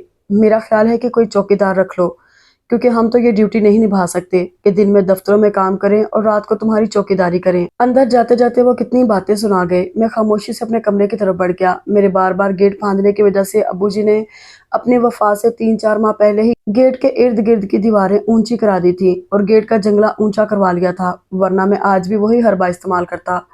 कमरे में आकर मैंने नहाकर कपड़े बदले तो भूख चमक उठी। कुछ देर हीटर के आगे हाथ सेंकता रहा। फिर जब सब्र ना हुआ तो किचन की तरफ बढ़ा। 4 अंडों का आमलेट बना लो, मैं भी खाऊंगा, मुझे भी भूख लग गई है। मैं अंडा तोड़ रहा था जब अबू जी की आवाज मेरे कानों में गूंजी तो अंडा मेरे हाथ से गिर गया और फ्रिज में वही अकलौता अंडा था जो गिर गया। और तोड़ फोड़ तो मेरे अंदर दूर कहीं हुई थी। अंडे के नुकसान से ज्यादा नाकाबिले तलाफी नुकसान का एहसास किसी बर्ची की तरह मुझे काट गया था। मैं किचन की लाइट बंद करके कमरे में आकर लेट गया और फिर सुबह हस्बे तवक्को मुझे तेज बुखार हो चुका था। कितनी देर तक यूं ही लेटा रहा। मजहर भाई ने ऑफिस जाते जाते दरवाजा खोलकर मुझे आवाज दी, उमर उठ जाओ, तुमने जाना नहीं है। उसके बाद कोई ना आया। ये बात जानता था, मगर फिर भी यूं ही इंतजार सा था। आखिर हार कर 10 बजे मैंने साहिबा को आवाजें दी और खिलाफे मामूल उसने सुन भी ली। और वैसे भी वो आजकल मेरी बात कुछ सुनने लगती थी। उसे कुछ उम्मीद जो बंध गई थी। फिर मैंने फोन कमरे में मंगवाकर डॉक्टर रियाज को फोन किया। वो क्लिनिक के लिए निकलने वाले थे। मेरा फोन सुनकर आ गए। उन्होंने टेम्परेचर चेक किया और दवाएं लिख दी। मैंने कहा, डॉक्टर साहब यहाँ तो कोई नहीं है, दवाएं कहाँ से मंगवाऊं। कहने लगे, अच्छा मैं अपने नौकर के हाथ भिजवा देता हूँ। फिर साहिबा ने मुझे दूध गर्म करके दिया और मेडिसिन आने पर मैंने दवाई खाई और मुंह सर लपेट कर सो गया। अगले दिन छुट्टी थी। मेरा बुखार उतर चुका था। पूरा दिन और रात आराम करने की वजह से आंख मुंह अंधेरे ही खुल गई। उमर, उमर बेटा, उठकर नमाज पढ़ लो, टाइम निकला जा रहा है। मैं नीम गनूदगी में था जब अब्बू जी की आवाज मेरे कान में पड़ी। मेरी आंख खुल गई। कुछ देर में इस आवाज को महसूस करता रहा और फिर उठ बैठा। वजू करके नमाज पढ़ी। बाहर धुंध का सीना चीरकर हल्की हल्की रोशनी फैल रही थी। मैंने स्वेटर और जैकेट पहनी, अब्बू जी की गर्म शाल ओढ़ी और बाहर आ गया। गेट खोलकर बाहर से ताला लगाया और आगे बढ़ गया। अगरचा बुखार अगले रोज उतर गया था, मगर एक दिन के बुखार ने अच्छी खासी कमजोरी कर दी थी। चलते चलते मैं कब्रिस्तान जा पहुंचा। परसों की बारिश से कब्रों की मिट्टी अभी तक गीली थी। मैंने अम्मी और अब्बू की कब्रों पर फातिहा पढ़ी और गोरकन को बुलाकर कब्रों की लिपाई के लिए पैसे दिए और अफसुर्दा दिल लिए बाहर आ गया। सड़क पर ट्रैफिक शुरू हो चुकी थी। नेमतें जब छिन जाती हैं तो हमें कैसे अंदर से खाली कर जाती हैं। मैं सर झुकाए चलता रहा और खुद ब खुद मेरे कदम सादिया फूफो के गेट के आगे जाकर रुक गए। मैंने बेल बजाई तो दरवाज़ा आयजा ने खोला। मुझे देखकर हैरान सी रह गई। फूफो कहाँ हैं? मैंने अंदर दाखिल होते हुए पूछा। अंदर किचन में, कहकर वो दूसरी तरफ निकल गई। फूफो किचन में नाश्ता बना रही थी। मुझे देखकर निहाल हो गई। कितनी देर मुझे अपने साथ लिपटाए खड़ी रही। मैंने अलग होना चाहा तो उन्होंने फिर से मुझे अपनी गिरफ्त में ले लिया और कुछ देर बाद वो पीछे हटी तो उनका चेहरा आंसुओं से भीगा हुआ था। फूफो, आप रो क्यों रही हैं? मैंने उन्हें बाजू से पकड़कर कुर्सी पर बिठाते हुए कहा, यूं ही बेटा, आज तुम इस तरह आए तो बहुत अच्छा लगा। भाईजान की याद आ गई। वो इसी तरह सुबह सुबह आ जाया करते थे और तुम्हारे वजूद से उनकी खुशबू आ रही थी इसलिए। वो बोली। मैं भी उनके बराबर बैठ गया। वो कितनी देर चुपचाप आंसू बहाती रही। मैं उन्हें कुछ देर रोते देखता रहा, फिर उनके हाथ पर हाथ रख दिया। फुफ्फो ना रोएं, अब्बू जी को तकलीफ होगी। मैं सिर्फ यही कह सका। हाँ बेटा, तुम सही कहते हो। उन्होंने आंसू साफ किए। और घर में सब ठीक थे? अजहर, मजहर, शहला और बीना? उन्होंने मौजू बदला। जी ठीक है सब। ये आकब कहाँ है? वो अपने ऑफिस की तरफ से एक हफ्ते के लिए कराची गया हुआ है। आकब को जॉब मिल गई? मैंने चौंक कर पूछा। हाँ अल्लाह का शुक्र है, इतनी अच्छी तो नहीं मगर फिर भी खुदा ने सुन ली। 2 माह हो गए हैं अब तो। नाश्ता तो करोगे? उन्होंने मोहब्बत से पूछा तो मैं ना कह सका। जी फुप्पो। तो वो उठ खड़ी हुई। अम्मी आप बैठें, आपकी तबीयत अच्छी नहीं, मैं बना लेती हूँ नाश्ता। आयजा अंदर आकर बोली। नहीं मैं ठीक हूँ, मेरा बेटा इतनी मुद्दत के बाद आया है, मैं उसके लिए खुद ही नाश्ता बनाऊंगी। तुम जाकर इमरान और फायजा को उठाओ। छुट्टी का यह मतलब नहीं कि पड़े सोते रहें। फुफ्फो ने कहा तो वो मुझे यकसर नजरअंदाज करते हुए बाहर निकल गई। आयजा ने स्कूल जाना छोड़ दिया है? मैंने उसके जाने के बाद पूछा। नहीं आज छुट्टी है ना। वैसे छोड़ ही देगी अगले महीने तक। फुफ्फो ने पराठा तवे पर डाला। क्यों, कोई और जॉब मिल गई है? मैंने पूछा। नहीं बेटा, अब क्या सारी उम्र नौकरी ही करते रहना है? उन्होंने ऑमलेट के लिए प्याज काटते हुए कहा। तो फिर क्या? वो चुप हो गई। थोड़ी देर बाद उन्होंने ट्रे में नाश्ता मेरे आगे रख दिया। पराठे के साथ ऑमलेट और गाजरें गोश्त था। मैं ठंडी सांस लेकर रह गया। उस रोज तुम भाईजान के साथ आए थे आखिरी बार। उस दिन रात को गाजरें गोश्त पका हुआ था, मुझे याद है। फूफो ने मेरे सांस भरने पर कहा। जी चलो खाओ ना। मेरे ऐसे ही बैठे रहने पर उन्होंने कहा, आप भी लेना। नहीं तुम खाओ, मुझे तो डॉक्टर ने चिकनाई से मना किया है। अभी आयजा आती है तो मुझे फुल्का बना देगी। मैं खामोशी से खाने लगा। मैं नाश्ता करके फारिग हुआ तो उन्होंने बर्तन उठा लिए। और तुम्हारी नौकरी कैसी जा रही है? मुझे आकब ने बताया था। जी बस ठीक है। चलो अल्लाह का शुक्र है, मसरूफ तो हुए। चाय पियोगे ना? उन्होंने चाय का पानी चूल्हे पर रखा। आयजा के लिए एक बड़ा अच्छा प्रपोजल आया हुआ है। भाईजान होते तो मैं उनसे मशवरा कर लेती। आकब ने छानबीन तो की है, लेकिन पता नहीं क्यों दिल नहीं मान रहा। आकब आखिर बच्चा ही तो है। खैर लड़का अच्छा है, बैंक में मुलाजिम है। 4 बहन भाई हैं, एक बहन और भाई शादीशुदा है। अच्छे लोग हैं, काफी इसरार कर रहे हैं। मैं सोच रही हूँ अगले जुम्मे को हाँ कर दूं। आखिर कहीं ना कहीं तो करना ही है, जब वो इतनी चाहत कर रहे हैं तो। उन्होंने गहरा सांस लिया। आयजा नहीं मान रही, कहती है अभी तो आकब को सेट होने दूं, फिर देखी जाएगी। लेकिन मैं कहती हूँ आकब तो सेट होता ही रहेगा। अच्छे रिश्ते बार बार नहीं आते और नेमतों को ठुकराना नहीं चाहिए। बस इसी वजह से कुछ देर हो रही है, वरना जितना वो लोग इसरार कर रहे हैं मैं शायद आज ही हाँ कर देती। और मैं गुमसुम बैठा उनकी बातें सुन रहा था।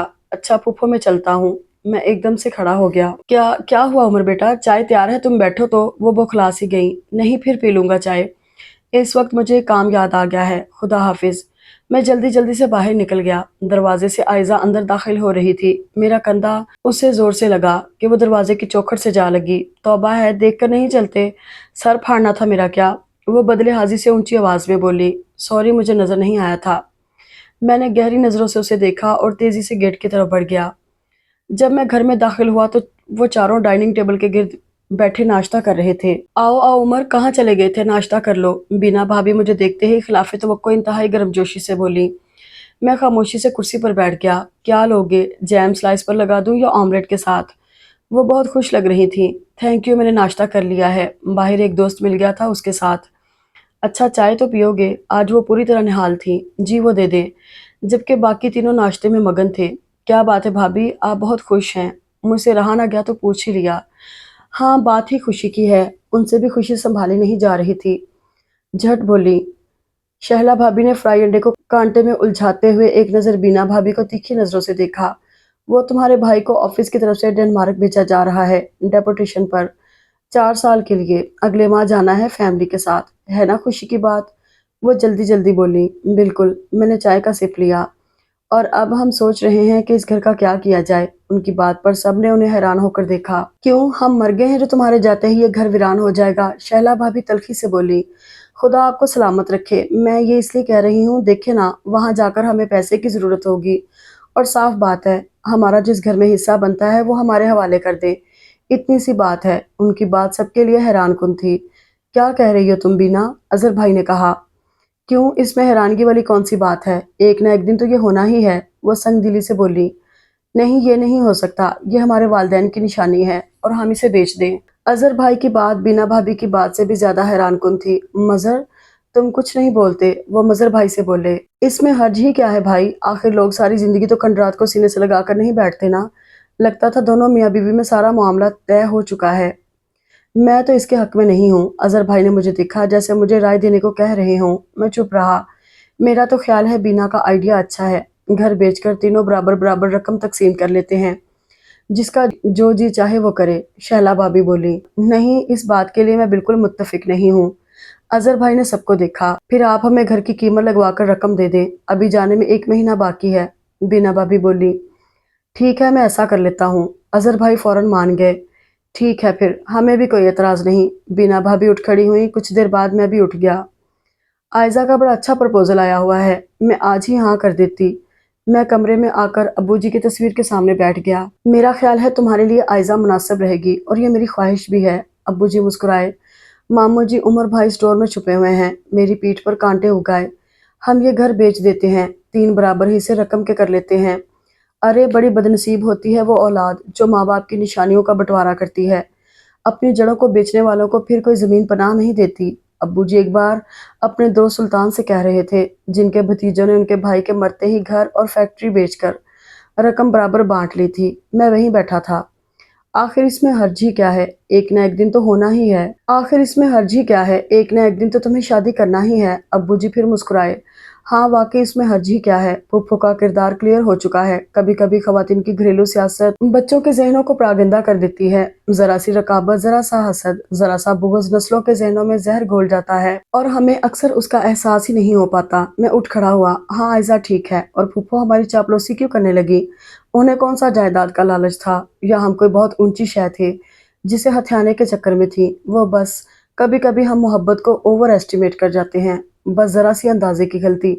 हाँ, अब्बू जी ठीक कहते हैं। आखिर इसमें हर्जी क्या है? अच्छा ही हुआ अब्बू जी आखिरी रात घर नहीं आए। मैंने यकीनन इनकार कर देना था। उनका वक्त तो वही लिखा था। अलबत्ता फिर मैं उनकी मौत का जिम्मेदार होता। अब जो मैं खुद से ये कहता हूँ कि अगर वो आ जाते, मुझे मौका देते, तो मैं यकीनन मान जाता। ये झूठ है। वो जाते जाते भी मेरा भरम रख गए। थैंक यू अब्बू जी। मैंने आगे बढ़कर उनकी तस्वीर को चूम लिया। मैं अजहर भाई के कमरे की तरफ बढ़ा के उन्हें अपने फैसले से आगाह करूं। वो चले जाए डेनमार्क और हम यहाँ पड़े सड़ते रहें। शैला भाभी का लहजा आग उगल रहा था। तो तुम भी चली जाओ उनके साथ, अजहर भाई ने तमस्कुराना अंदाज में कहा। आप उन्हें कहाँ से देंगे रकम? वो तनक्कर बोली। इतना अकाउंट तो है मेरा, और जो कमी होगी वो तुम बैलेंस कर देना। वो आराम से बोले। और वो पैरासाइट तफेलिया, वो पैरासाइट क्यों होने लगा? बरसरे रोजगार है। अजहर भाई बोले। बरसरे रोजगार हूँ, चंद हजार की नौकरी और घर मुफ्त में मिल जाए उसे, और सारी जिंदगी का सरदर्द वो हमारे लिए रहे। उनका लहजा हनूज जहर आलूद था। तुम कहना क्या चाहती हो, खुलकर कहो। अजहर भाई तंग आकर बोले। ठीक है, अगर मजहर को रकम देनी है तो दें, और घर बेच दें। मैं घर नहीं बिकने दूंगा। वो गुस्से से बोले। तो फिर घर के 3 हिस्से नहीं करेंगे? इस घर के तकरीबन 3/4 हिस्से में दीवार कर दें, और बाकी का हिस्सा उमर को दें। जितना मजहर के हिस्से की रकम देने के बाद उसका हिस्सा बनता है, इतने की मलकियत उसे दें। शहला भाभी के वालिद सियासत में थे। बेटी उनकी जानशीनी के लायक थी। क्या कह रही हो तुम? अजहर भाई उलझ पड़े। मैंने साफ साफ बता दिया है, अगर ये नहीं करना तो घर बेच दे, हम कहीं और खरीद लेंगे। मगर मैं एक पाई की कुर्बानी नहीं दूंगी। या तो उमर मजहर की रकम में हिस्सा डाले, या फिर अपने हिस्से में से आधे की कुर्बानी दे। वो दो टोक लहजे में बोली। वैसे कह तो तुम ठीक रही हो, मेरा ख्याल है यही सही है, मगर ये बात उमर से तुम करना। अजहर भाई भला मुझसे क्यों गुरेजा थे? मैं हैरान हुआ। मेरे लिए तो यही खुशी क्या कम थी कि घर फरोख्त होने से बच जाएगा, चाहे मुझे उसकी 4 ईंटें ही क्यों ना मिले। अब्बू जी के नाम की तख्ती तो लगी रहेगी ना। शहला भाभी की तजवीज़ से मैं पूरी तरह मुत्तफ़िक था, इसलिए खुशी-खुशी बाहर निकल आया। मैंने डोरबेल बजाई तो थोड़ी देर बाद आयशा ने दरवाज़ा खोला, तो मुझे देखकर हैरान हुई, मगर मुझे रास्ता देने की बजाय दरवाजे के आगे खड़ी रही। तुम कब से चौकीदार हो घर की? जब और जिस वक्त भी आकर बेल बजाओ तुम फरिश्ते की तरह मौजूद होती हो, मैंने कुछ बेजारी से कहा, हालांकि मेरे लब मुस्कुरा रहे थे। जिस सुबह से 2 बार गेट मैंने ही खोला है और दोनों बार खोलने पर अफसोस हुआ कि क्यों खोला, वो कौन सा उधार रखने वाली थी। अब रास्ता तो दो, क्या दीवार बनकर खड़ी हो गई हो? मैंने झिल्लाकर कहा। घर में कोई नहीं है। वो उसी तरह खड़ी रही। तुम भी नहीं हो? मैं हूँ, इसीलिए आपको आने की इजाजत नहीं, वो संजीदगी से बोली। फुप्पो कहाँ हैं? वो सामने वालों के घर में मिला था, फायजा के साथ उधर गई हैं। इमरान क्रिकेट खेलने गया है। अच्छी बात है। बहरहाल मुझे तुमसे ही जरूरी बात करना थी, और मैं तुम्हें खा नहीं जाऊंगा जो यूं तन कर खड़ी हो। रास्ता दो। वो उसी तरह खड़ी रही। आयजा, ये मेरी फुप्पो का घर भी है, और मेरा ख्याल है इतने मैनर्स तो तुम्हें आते ही हैं। वो थोड़ा दूसरी तरफ खिसक गई। खैर, वैसे तो आप मुझे हजम नहीं कर सकेंगे, लेकिन बात असूल की है। वो मुझे जताकर बोली। मैंने उसे जवाब ना दिया और अंदर जाकर लाउंज में बैठ गया। वो दरवाजे तक आई। चाय बनाऊं आपके लिए? उसने खुश्क लहजे में पूछा। नहीं, फुप्पो आएंगी तो फिर पीऊंगा, तुम जरा इधर आकर बैठो। मैंने दरवाजे के पास पड़ी कुर्सी पर उसे बैठने का इशारा किया, तो वो एक नज़र मुझे देखकर बैठ गई। सुना है आजकल तुम्हारे बड़े प्रपोजल आ रहे हैं। मेरी बात पर उसने तुनक कर देखा। फिर फिर क्या? उन्हीं ओंगे बोंगे प्रपोजल में अगर तुम्हें एतराज ना हो तो इस नाचीज को भी शामिल कर लो, मैंने सीने पर हाथ रखकर कहा, तो वह इधर उधर देखने लगी। मैं इधर हूँ इस सोफे पर, तुम मुझे किधर तलाश कर रही हो? मैं नाचीज को ढूंढ रही थी, क्योंकि आप तो बड़ी चीज हैं, वो मानी खेज अंदाज में बोली। वैसे आज सूरज किधर से निकला है? एक तो आपका जमीन पर ज़हूर हुआ, और फिर यूं जमीन से मुखातिब होना अचंभे की बात है, उसने तंज किया। तुम मुझे क्या समझती हो? जो आप हैं, जो तुम मुझे समझती हो, मैं वो नहीं हूँ, मैंने संजीदगी से कहा। और मुझे दोहरे चेहरे वालों से कोई दिलचस्पी नहीं। मेरे चेहरे दोहरे नहीं हैं। तुम्हारी सोच का अंदाजा मेरे बारे में सही नहीं है। आपको कैसे पता चला कि मेरी सोच का अंदाजा सही नहीं है? उसने उल्टा मुझसे सवाल किया। तुम्हारे रवैये से। और आपका रवैया? कभी आपने गौर किया है अपने रवैये पर? उसने मुझे जताया। गौर किया है तो आया हूँ, मैं कुछ देर बाद बोला। सिर्फ गौर किया है या सोच समझ कर आए हैं? गौर सोच समझ कर ही किया जाता है, मैं चिढ़कर बोला। मैं भी खूब सोच समझ कर आया हूँ। वो चुप हो गई। अब बताओ तुम्हारा क्या ख्याल है? मैंने फिर से पूछा। मैं अपने ख्यालात हर किसी को नहीं बताया करती। मैं हर किसी नहीं हूँ, मैंने जोर देकर कहा। अपने लिए नहीं होंगे, मेरे लिए तो हर किसी ही हैं। वो कौन सा हारने वालों में से थी? ये दरवाज़ा खुला क्यों छोड़ रखा है? पप्पो की आवाज़ बाहर सहन से आई। फिर तुमने जवाब नहीं दिया। उसके उठने पर मैंने बेसब्री से पूछा। उसने ज़रा गौर से मेरी शक्ल देखी। मेरा तो ख्याल है मैंने जवाब दे दिया है। वो जाने को मुड़ी। क्या क्या जवाब दिया? मेरी बात बीच ही में रह गई। अरे उमर बेटा, तुम? फुप्पो मुझे देखकर हैरान रह गई। सलाम फुप्पो, मैंने कुछ बेदिली से सलाम झाड़ा। वो बाहर भाग गई थी। बैठो, मैं ज़रा सामने गई थी। पढ़ते पढ़ते तबीयत कुछ ख़राब हो गई तो मैं फ़ायज़ा को बिठा कर आ गई। तुम कब आए? वो मेरे पास ही आकर बैठ गई। मैं बस अभी 3-4 मिनट हुए। कुछ खाया पिया तुमने? अरे नहीं फुप्पो, अभी तो सुबह का पराठा हज़म नहीं हुआ, मैं जल्दी से बोला। और सब ठीक है घर में? उन्हें मुझे दोबारा देखकर हैरत हो रही थी। जी। वो खामोश हो गई। फुप्पो, आपसे एक बात करनी थी, मैंने कुछ देर बाद हिचकिचाकर कहा। हाँ कहो। उन्होंने मोहब्बत से मुझे देखा। अगर अब्बू जी जिंदा होते तो वो खुद ये बात करते, लेकिन अब मैंने उंगलियां आपस में फंसाई। बेटा, तुम भी मुझे भाईजान से कम अजीज नहीं हो। जो कहोगे मैं तवज्जो से सुनूंगी। उनका इतना कहना ही काफ़ी था। फुप्पो जी, अब्बू जी ने अपनी वफ़ात से तकरीबन 1 महीना भर पहले मुझसे कहा था कि मैं झिझक गया। वो मुझे देखती रहीं। हाँ, क्या कहा था उन्होंने? जब मैं कुछ देर ना बोला तो उन्होंने पूछा। उन्होंने मुझसे कहा था कि मैं आयज़ा से शादी कर लूँ। उसके लिए मैं राज़ी ना हुआ। मैंने नज़रें झुकाकर कहा। वो खामोश रहीं। एक तो अभी मुझे नौकरी नहीं मिली थी, दूसरे में ऐसा मुनासिब नहीं समझता था। शायद मैं अभी ज़िम्मेदारी सर पर नहीं लेना चाहता था, इसलिए इनकार कर दिया। उन्होंने सोचने को कुछ दिन दिए और आखिरी रात जब वो घर नहीं आए, मैंने उन्हें अपने फैसले से आगाह करना था, मगर कुदरत ने उन्हें मोहलत ना दी। और इसके बाद तो बात करने का फ़ायदा ही नहीं था कि मुझे तकरीबन 4-5 माह बाद नौकरी मिली थी। इसलिए आज सुबह आपने बात की तो मैंने इस बात पर बहुत सोचा और फिर फैसला करके आपके पास आ गया। अब जो आप कहें। मैंने अपने फैसले की बात बीच में से निकाल कर सब कुछ बता दिया। काफ़ी देर बाद उन्होंने हंकारा भरा। आखिरी रात जब वो घर नहीं गए थे, डॉक्टर को चेकअप कराने के बाद वो इधर आए थे। घंटा डेढ़ घंटा बैठे रहे। उन्होंने उस वक्त मुझसे तुम्हारे सिलसिले में आयज़ा के लिए बात की थी कि अभी तो तुम्हारी नौकरी भी नहीं लगी, मगर इसके बावजूद फैसला कर चुके हैं कि 2-4 माह में इस फर्ज से सुबकदोश हो जाएंगे। मैं चुप रही तो उन्होंने पूछा कि क्या ये बात पसंद नहीं आई जो मैंने कहा। भाईजान, आपकी बात मेरे लिए हुर्फ़ आखिर होती है, लेकिन आपको उमर से भी पूछना चाहिए था। तो उन्होंने कहा कि उसकी फ़िक्र तुम ना करो, मैं उमर से बात कर चुका हूँ, वो राज़ी है। तो मैंने भी हाँ कह दी, लेकिन अगले रोज़ उनकी वफ़ात की खबर मिल गई। फिर मैं कोई भी बात करने की पोजीशन में नहीं थी। फिर मैंने कितने माह तुम्हारा इंतज़ार किया कि अगर भाईजान तुमसे बात कर चुके थे और तुम राज़ी थे, तो फिर तुम ज़रूर आओगे। आखिर थक कर मैंने इस रिश्ते के बारे में सोचना शुरू कर दिया और शायद 2-4 रोज़ में इकरार कर ही देती कि बेटियों की माएँ इतना लंबा इंतज़ार नहीं कर सकती। उनकी बात अपनी जगह बिल्कुल दुरुस्त थी। मुझे शर्मिंदगी होने लगी। अब्बू जी को मुझ पर कितना मान था। ये तो अचानक सुबह इधर आने का ख़्याल अगर मेरे दिल में ना आता तो शायद फिर बहुत देर हो जाती। फूफो अब्बू जी को झूठा समझ बैठती और आखिरी रात उन्होंने घंटा डेढ़ घंटा इधर ही गुजारा था। ये मुअम्मा भी हल हो गया। फिर अब आप क्या कहती हैं? मैं काफ़ी देर बाद बोला, मैंने क्या कहना है बेटा, मैंने तो जो कहना था भाईजान से कह चुकी हूँ। तुम मुझे इस कायनात के हर रिश्ते से ज़्यादा अजीज़ हो। तुम्हारी जगह कोई नहीं ले सकता। उन्होंने मेरा हाथ पकड़कर लबों से लगा लिया तो उनकी वालेहाना मोहब्बत पर मेरी आंखें भीग गईं। थैंक यू फूफो, मैं तो डर रहा था। शायद आप खफा हों, क्योंकि मैंने कभी भी आपकी मोहब्बत का जवाब मोहब्बत से नहीं दिया। मैंने अपने दिल की बात कह दी। नहीं बेटा, बच्चे अक्सर मोहब्बतों को सही तरह पहचान नहीं पाते, लेकिन इसका मतलब ये नहीं कि बड़े अपने कदम पीछे हटा लें या उनकी नादानियों का जवाब नफ़रत से देने लगें। तुम कल भी मुझे अजीज़ थे, आज भी हो। हर शख्स के मोहब्बत करने का अपना अंदाज़ होता है। कोई फ़ौरन सब कुछ जता देता है और कोई बरसा बरस की रियाज़त के बाद दिलों में बड़ा गहरा असर पैदा कर देते हैं। और पुप्पो, आपने आयज़ा से बात की, मैं आखिरी फांस भी निकाल लेना चाहता था। आयज़ा से मैंने उसी रात भाईजान के कहने पर दूसरे कमरे में जाकर पूछा था। उसे हम दोनों के फ़ैसले पर कोई एतराज़ नहीं था। उसने सब कुछ मुझ पर छोड़ रखा था। अब अगर तुम कहते हो तो दोबारा पूछ लेती हूँ। शायद इसीलिए वो कह रही थी कि वो जवाब दे चुकी है। उसी वक़्त चाय की ट्रे उठाए हुए अंदर दाखिल हुई। नहीं फूफो, इसकी ज़रूरत नहीं। किसी को जितना सर पर चढ़ाओ उसका दिमाग इतना ही अर्श मौला को छूने लगता है। मैंने उसे देखते हुए कहा। वो जैसे समझ गई। ट्रे ज़ोर से टेबल पर पटक कर बाहर निकल गई और मुझे यकीन है आज अब्बू जी मुझसे बहुत खुश होंगे।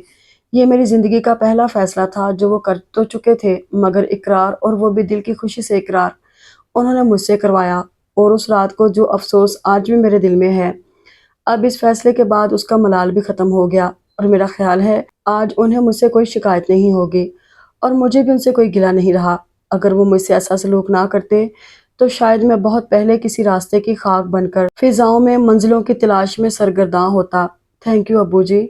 चाय का कप लबों से लगाते हुए बेख्तियार मेरे मुँह से निकला तो फूफो ने चौंक कर मुझे देखा तो मैं खुद हँस पड़ा।